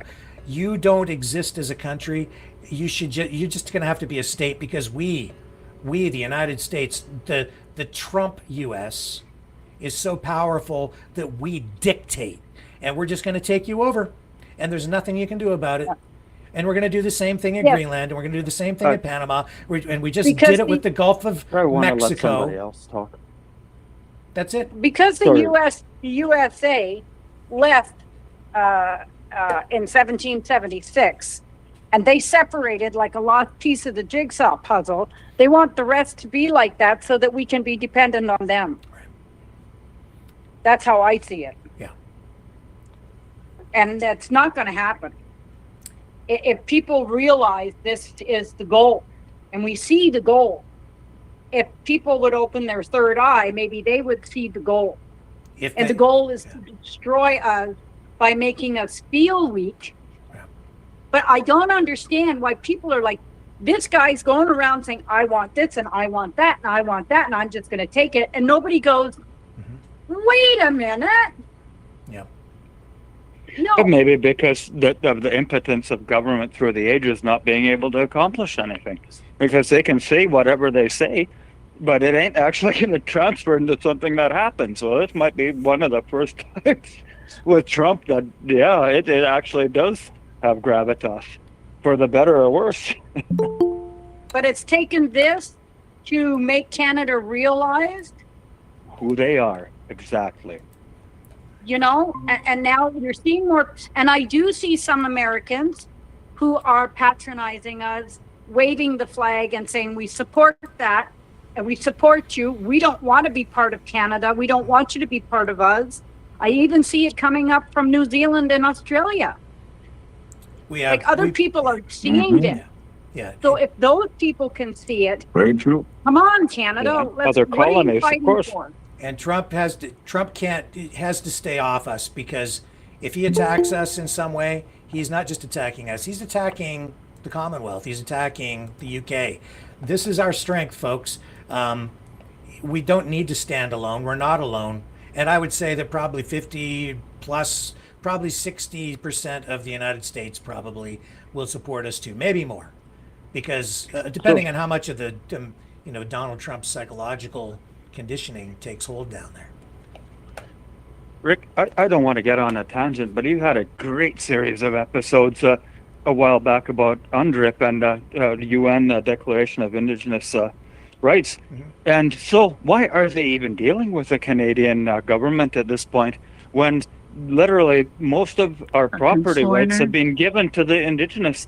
So what's going on here? No.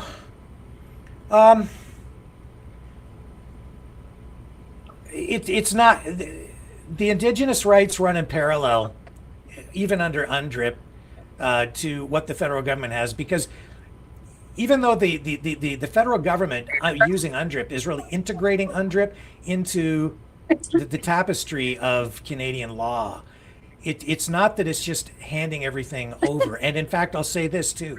This is the other trap that First Nations are falling into here. If the United States assimilates Canada, those treaties that First Nations have, they basically go out the window. And there are, I think, over 600 different treaties across the country.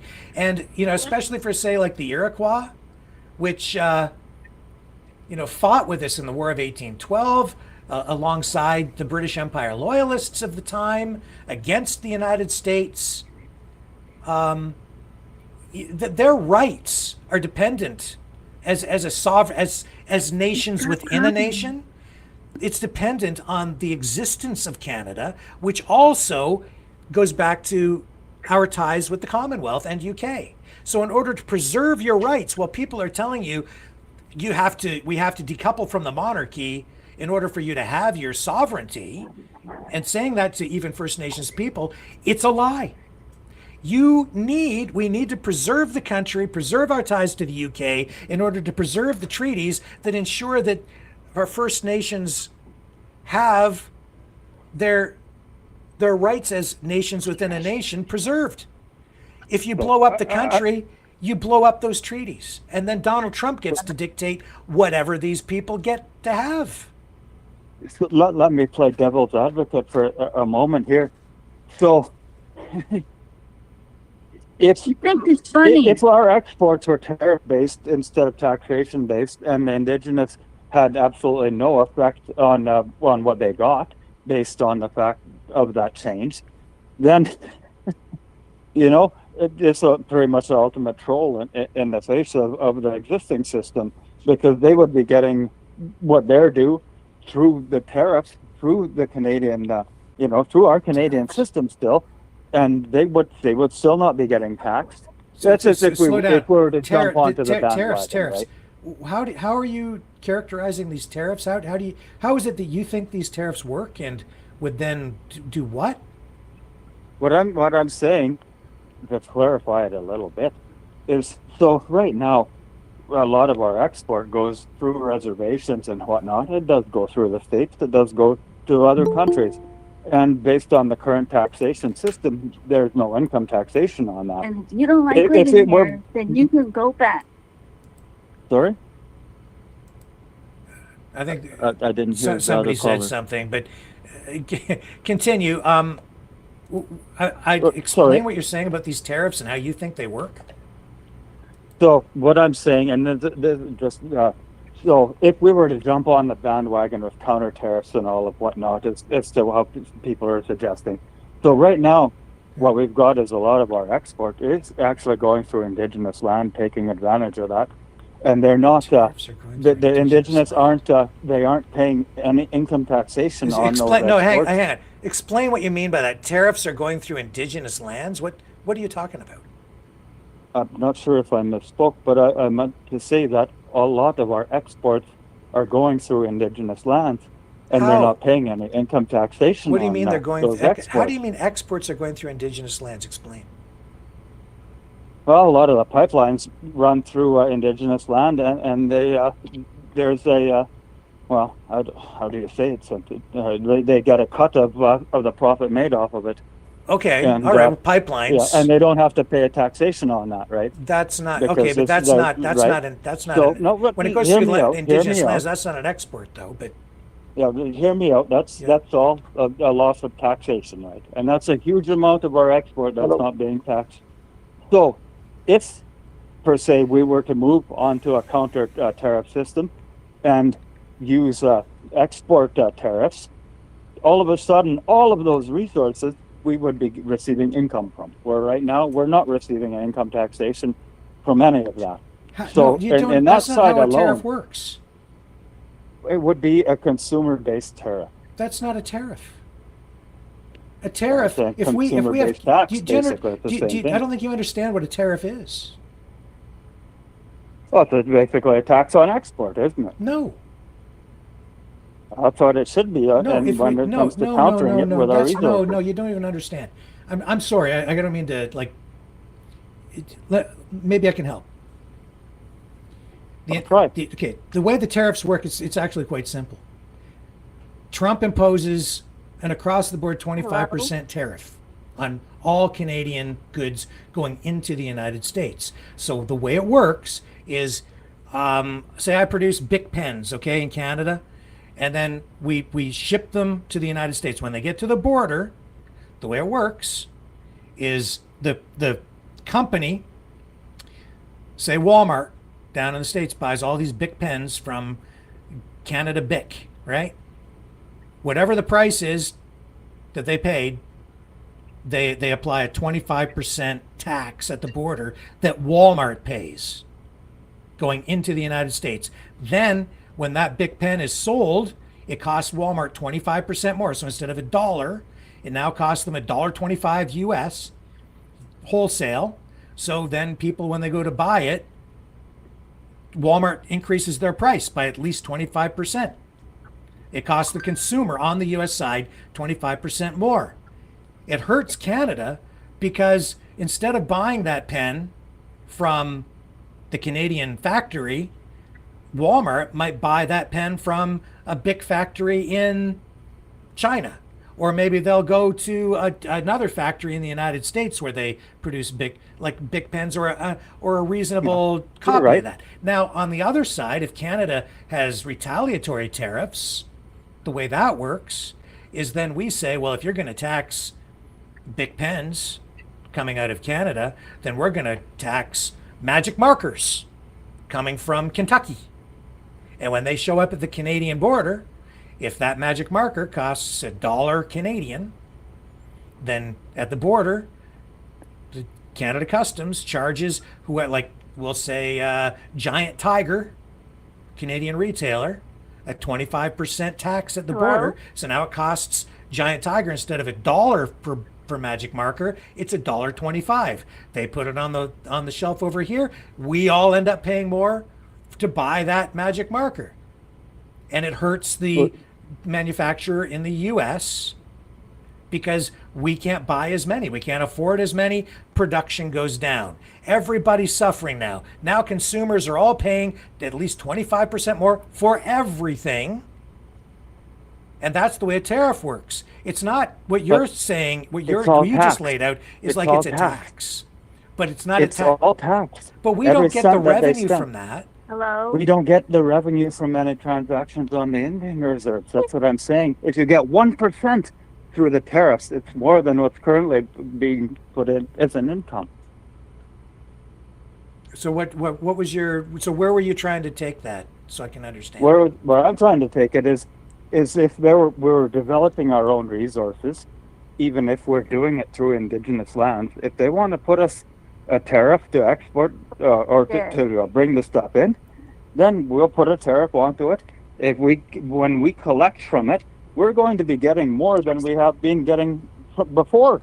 So it's again in our interest to produce our own resources for the people that own it, be it indigenous or whoever else, right? It's for the country. Well, to a degree, but you need economies of scale. It isn't that simple because you can't replace, shipping to external markets. Like the United States has over 300 million people. In Canada, we have like 440 million. We only have like 40 million people. So we can't have regulation on production. So we can't. Right? You can't replace the revenue.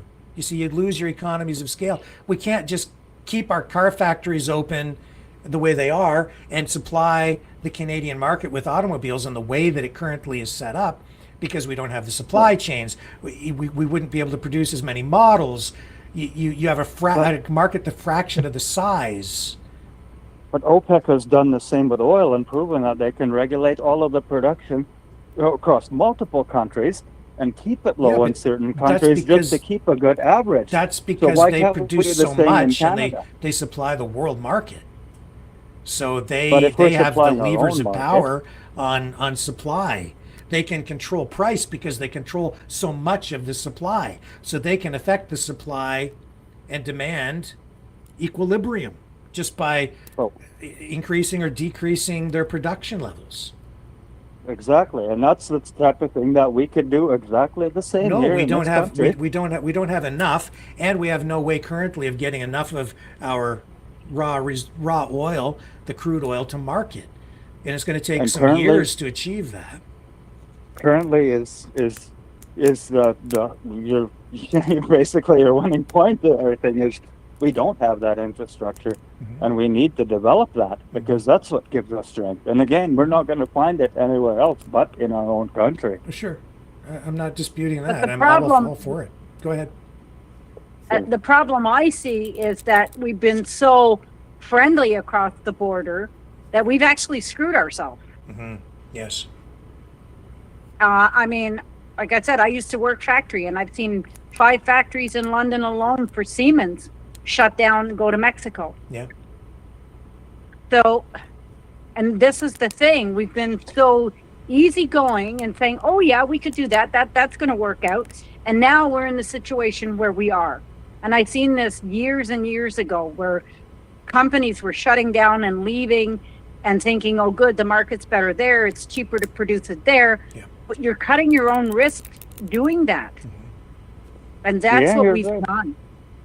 And you're very right, because it comes back to the exact same thing that we were talking about before, is you're setting a mental precedence for things to happen in the future. And when we're telling Canadians, oh, you're sorry, you're so polite, and that, this is, who's telling you that? That's the media. They're conditioning you not to fight.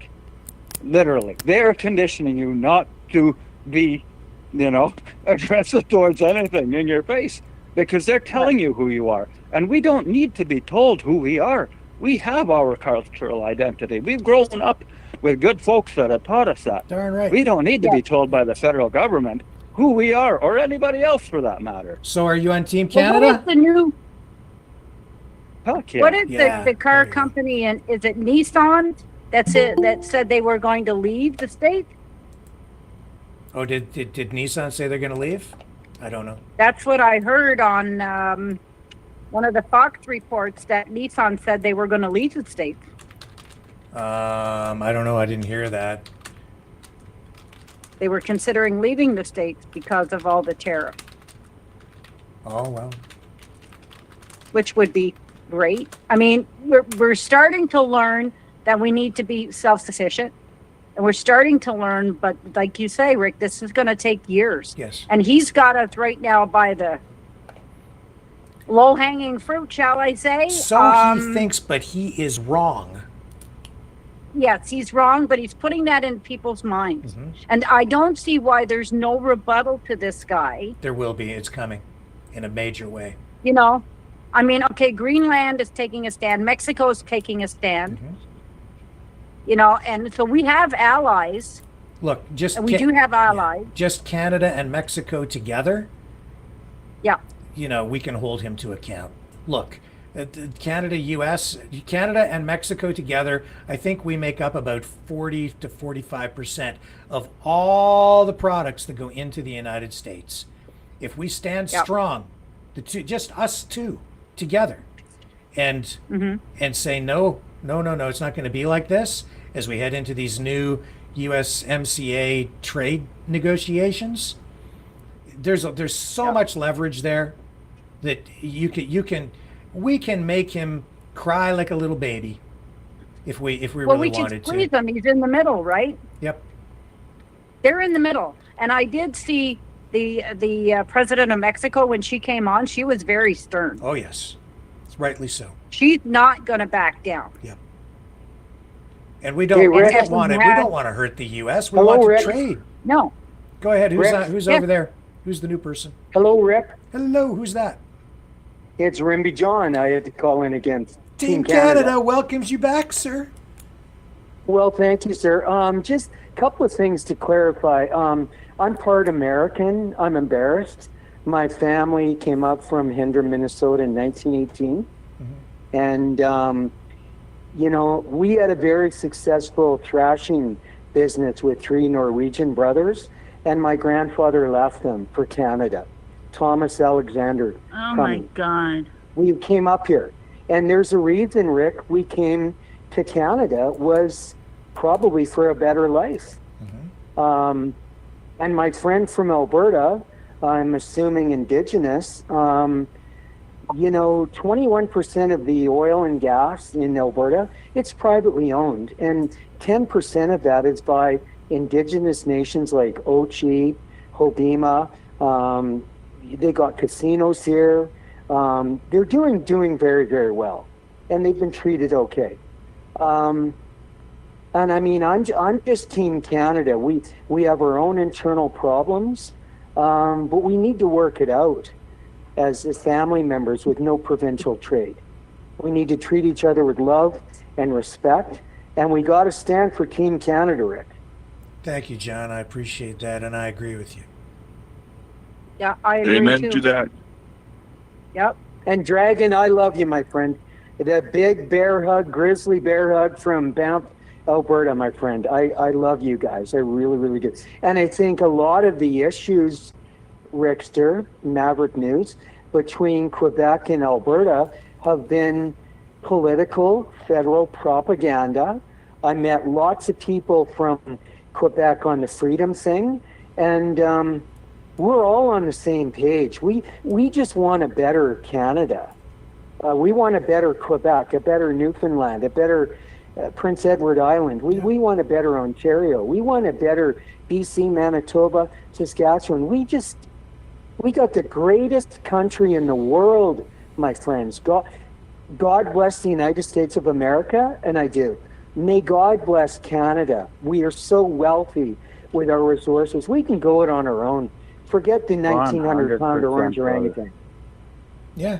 And we're such a large continent. You know, I mean, like country on this continent. Yeah. Right on. We've got And the it's brightest, not the we've got government the that brightest makes us future. great. It's the people and our culture and our nation and our environment. That's right. That's what we Yep. have to realize. Yes, that's right. Yes. Yes. And I think there's enough of us lately who have finally woken up with get the rest of them to wake up and realize that that's going to turn this around. Yeah. Because the bull in the china shop down south is not going to get his way. Not in the end. He's going to find out just how resourceful us polite Canadians are.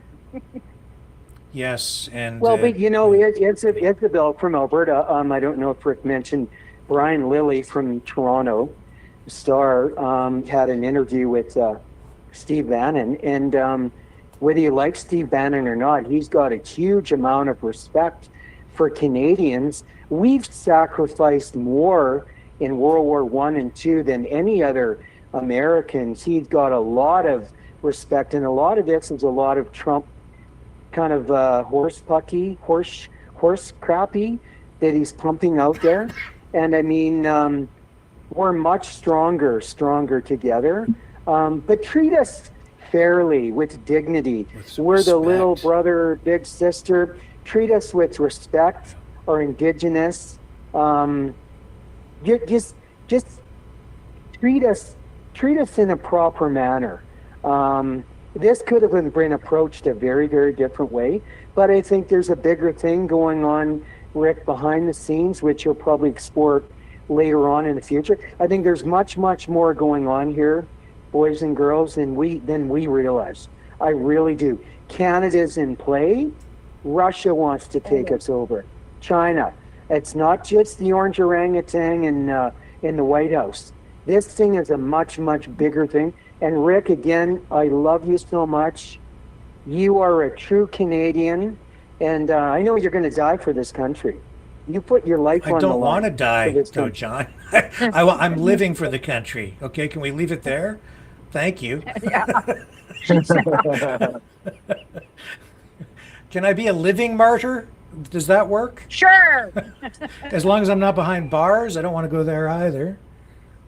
I don't want to turn my TV on and you're not there. My goodness. Well, and again, Rick from Alberta, thank you so much. It's always a pleasure to be on your show, and it's your show.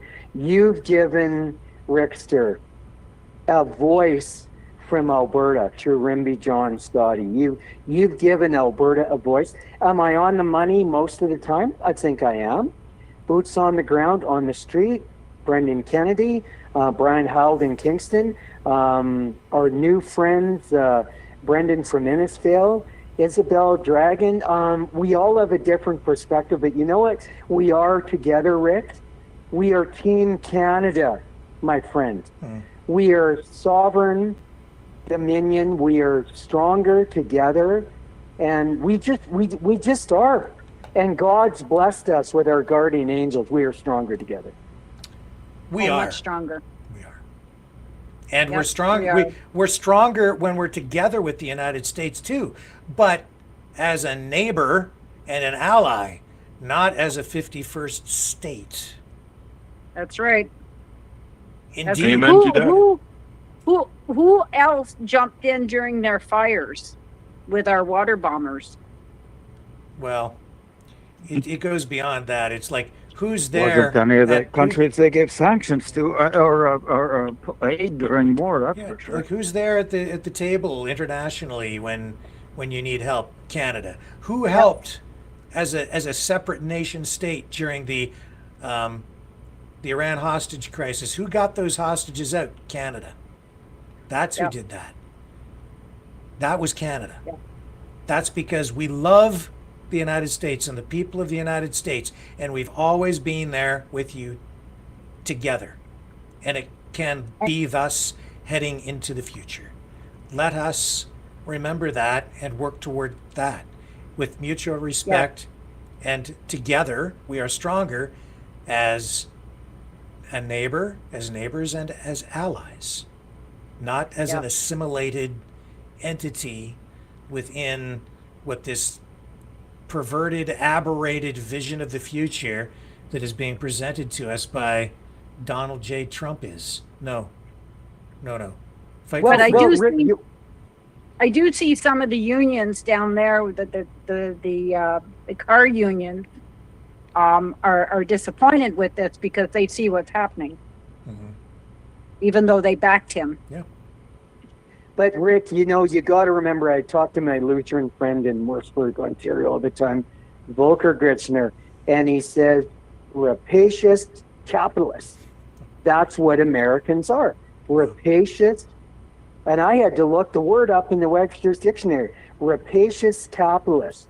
And they're out for the world. They're also incredibly, and I'm part of American, and I'm apologizing to my friends, my relatives in Minnesota. They are so arrogant. They got to knock the arrogance off. You don't slap your sister in the face in Canada. You love her up. You say, how can we make our families better and stronger, including Mexico? Mexico ain't so bad. We're stronger together. They got to knock off this arrogance they've got and come to the table and be real and truthful, and we're much stronger together with God's help and our guardian angels. And let's never, Richter, Maverick News, let's never forget God in all of this. They say so famously in the United States of America on their dollar bill, in God we trust. We do. We all trust in God. It's not just the United States of America. It's the world. And we need to get God back in our lives, folks. And we need to get it back in Canada, big time. Because God blessed Canada. We are the second largest land mass in the world, the second or third largest oil and gas reserves, with fisheries, lumber, mines and minerals.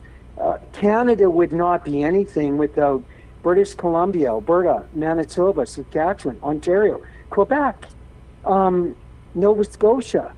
We are stronger together, my folks.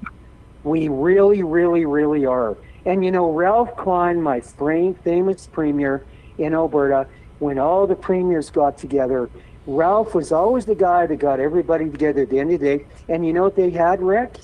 A big Chinese dinner.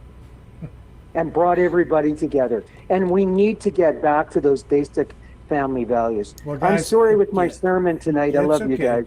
But now I haven't had dinner, and I'm hungry. And now you mentioning Chinese food, and I'm like, makes me want to get to dinner. So why don't we go around the screen, I guess, and get you guys to give us final thoughts for tonight. Dragon, let's start with you. Well, I will tell you guys, stay positive and stay united. Don't tread on my country and my Canadian flag, please. We are all so proud of us. So, yep, that's what I'm going to say for last word. Okay. Good night. Who's next up against Dragon there? Who's that? I guess I'm next on the screen. Okay. So, well, there's a great great chat with everybody, and I'll finish by saying that Rimby is right when it's trust that God is literally printed on the currency, but in the same sense, you can walk into a shop and say cash is not accepted here. So that's kind of the crossroads we stand at as society right now. Yeah. And who's still on the line with us? Somebody dropped off. Is that Isabel? I'm still here. No, I'm still here. All right, go ahead. Yeah. My thought for, and I'm with John out in Alberta. I just want to bless everybody. Just keep strong, stand together, shoulder to shoulder. We're going to get through this. We can do it. Yeah, we can do it. I think so too. On that front, I'll I just am sign off optimistic. The real question here, folks, is can Team Canada do it on Thursday night? Yeah. They didn't beat Finland just to shake hands with the States. Yeah, we're gonna be in for a good one, boy. It's gonna be war on ice on Thursday night. I'm sure of that. But I will say one last thing. Maybe I didn't like the booing for the U.S. Yeah. Okay, I understand their anger, but it warmed my heart to see that whole stadium for once bellow out, "Oh, Canada." Indeed. And we need to bellow that out more, because you hear them sing their anthem. We need to do the same on a regular basis. And you know who was there? Justin was there, and I hope he takes point from it, because that's our identity. Yes, Yes. I agree with that too. Yes. Hey guys. So I will say good night and have a great night. All right. Thank you guys for calling in and being part of this, and all your comments. Great conversation tonight. Well, one more comment, Rick. Rimby John. Yeah. A final thought. Thank you, everybody, for calling in tonight. It's wonderful, Rick, that you have the new phone system. And again, I could just cry, Rick, tears of joy. I thank you so much as a freedom fighter friend that you reignited your Maverick News channel, and you give this real anonymous people a voice that they can call in from anywhere in the world. We've had calls from Texas, Florida, France, Greece. Like, we really, truly, over the years, Rick, and I've been riding shotgun with you, and I know you've made huge sacrifices that a lot of people don't realize. I realize it. And thank you again for giving a little old oil farm guy from an unknown town in Rimby, Alberta, a voice on your show to give people a bit of a shoe-in from Alberta. And it could be Gina from BC, a Dragon from Quebec. Thank you. And I don't think a lot of people realize the sacrifices you make. I do. I realize them. And I thank you from the bottom of my heart, my friend, because if there is a Team Canada, it's called Rick Walker. And it's called mavericknews.ca on a worldwide platform, on Rumble and BitChute and CloudHub and all that, you know. You know where I'm coming from, my friend. I love you. Love from Alberta. And love right back at you. Love all you guys. Support the channel at freedomreporters.com, please, so we can pay for this phone system and pay for the software and pay for the subscriptions. And we need your help to stay on the air. So yes, please donate at freedomreporters.com. Yes, I am begging, please. And with that being said, love all you guys. Love you, Mavericks. Keep fighting for freedom, real freedom. And God bless America, and go Canada. With that, I'm going to throw it over to Cosmo, my freedom dog, and he'll take us out tonight with that tune that we've all become familiar with, Free Dog by Maverick and the News Brothers. See you tomorrow night, 7 p.m. Eastern, on The Flip Side.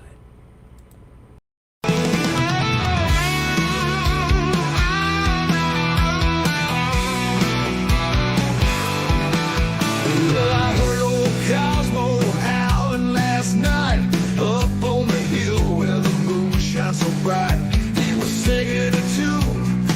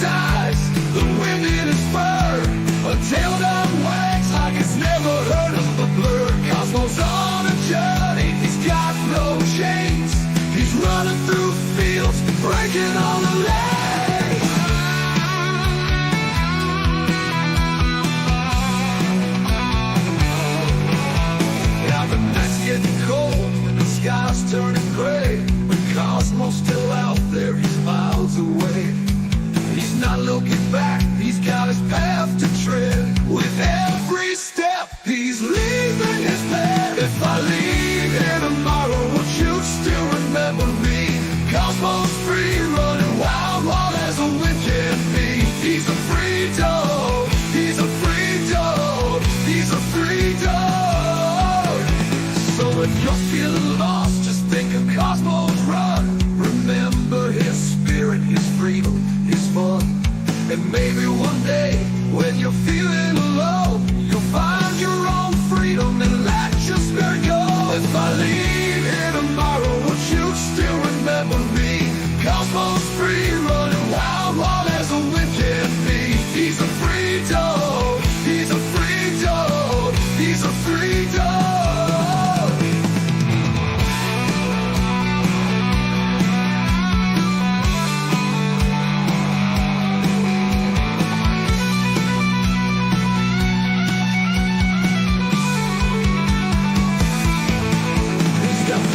In his eyes, the wind in his fur, a tail that wags like it's never heard of a bird, a heart full of love and a spirit so free. He's living his life wild and carefree. He's got the stars in his eyes, the wind in his fur, a tail that wags like it's never heard a bird. Cosmos on a journey, he's got no chains. He's running through the fields, breaking all the lanes.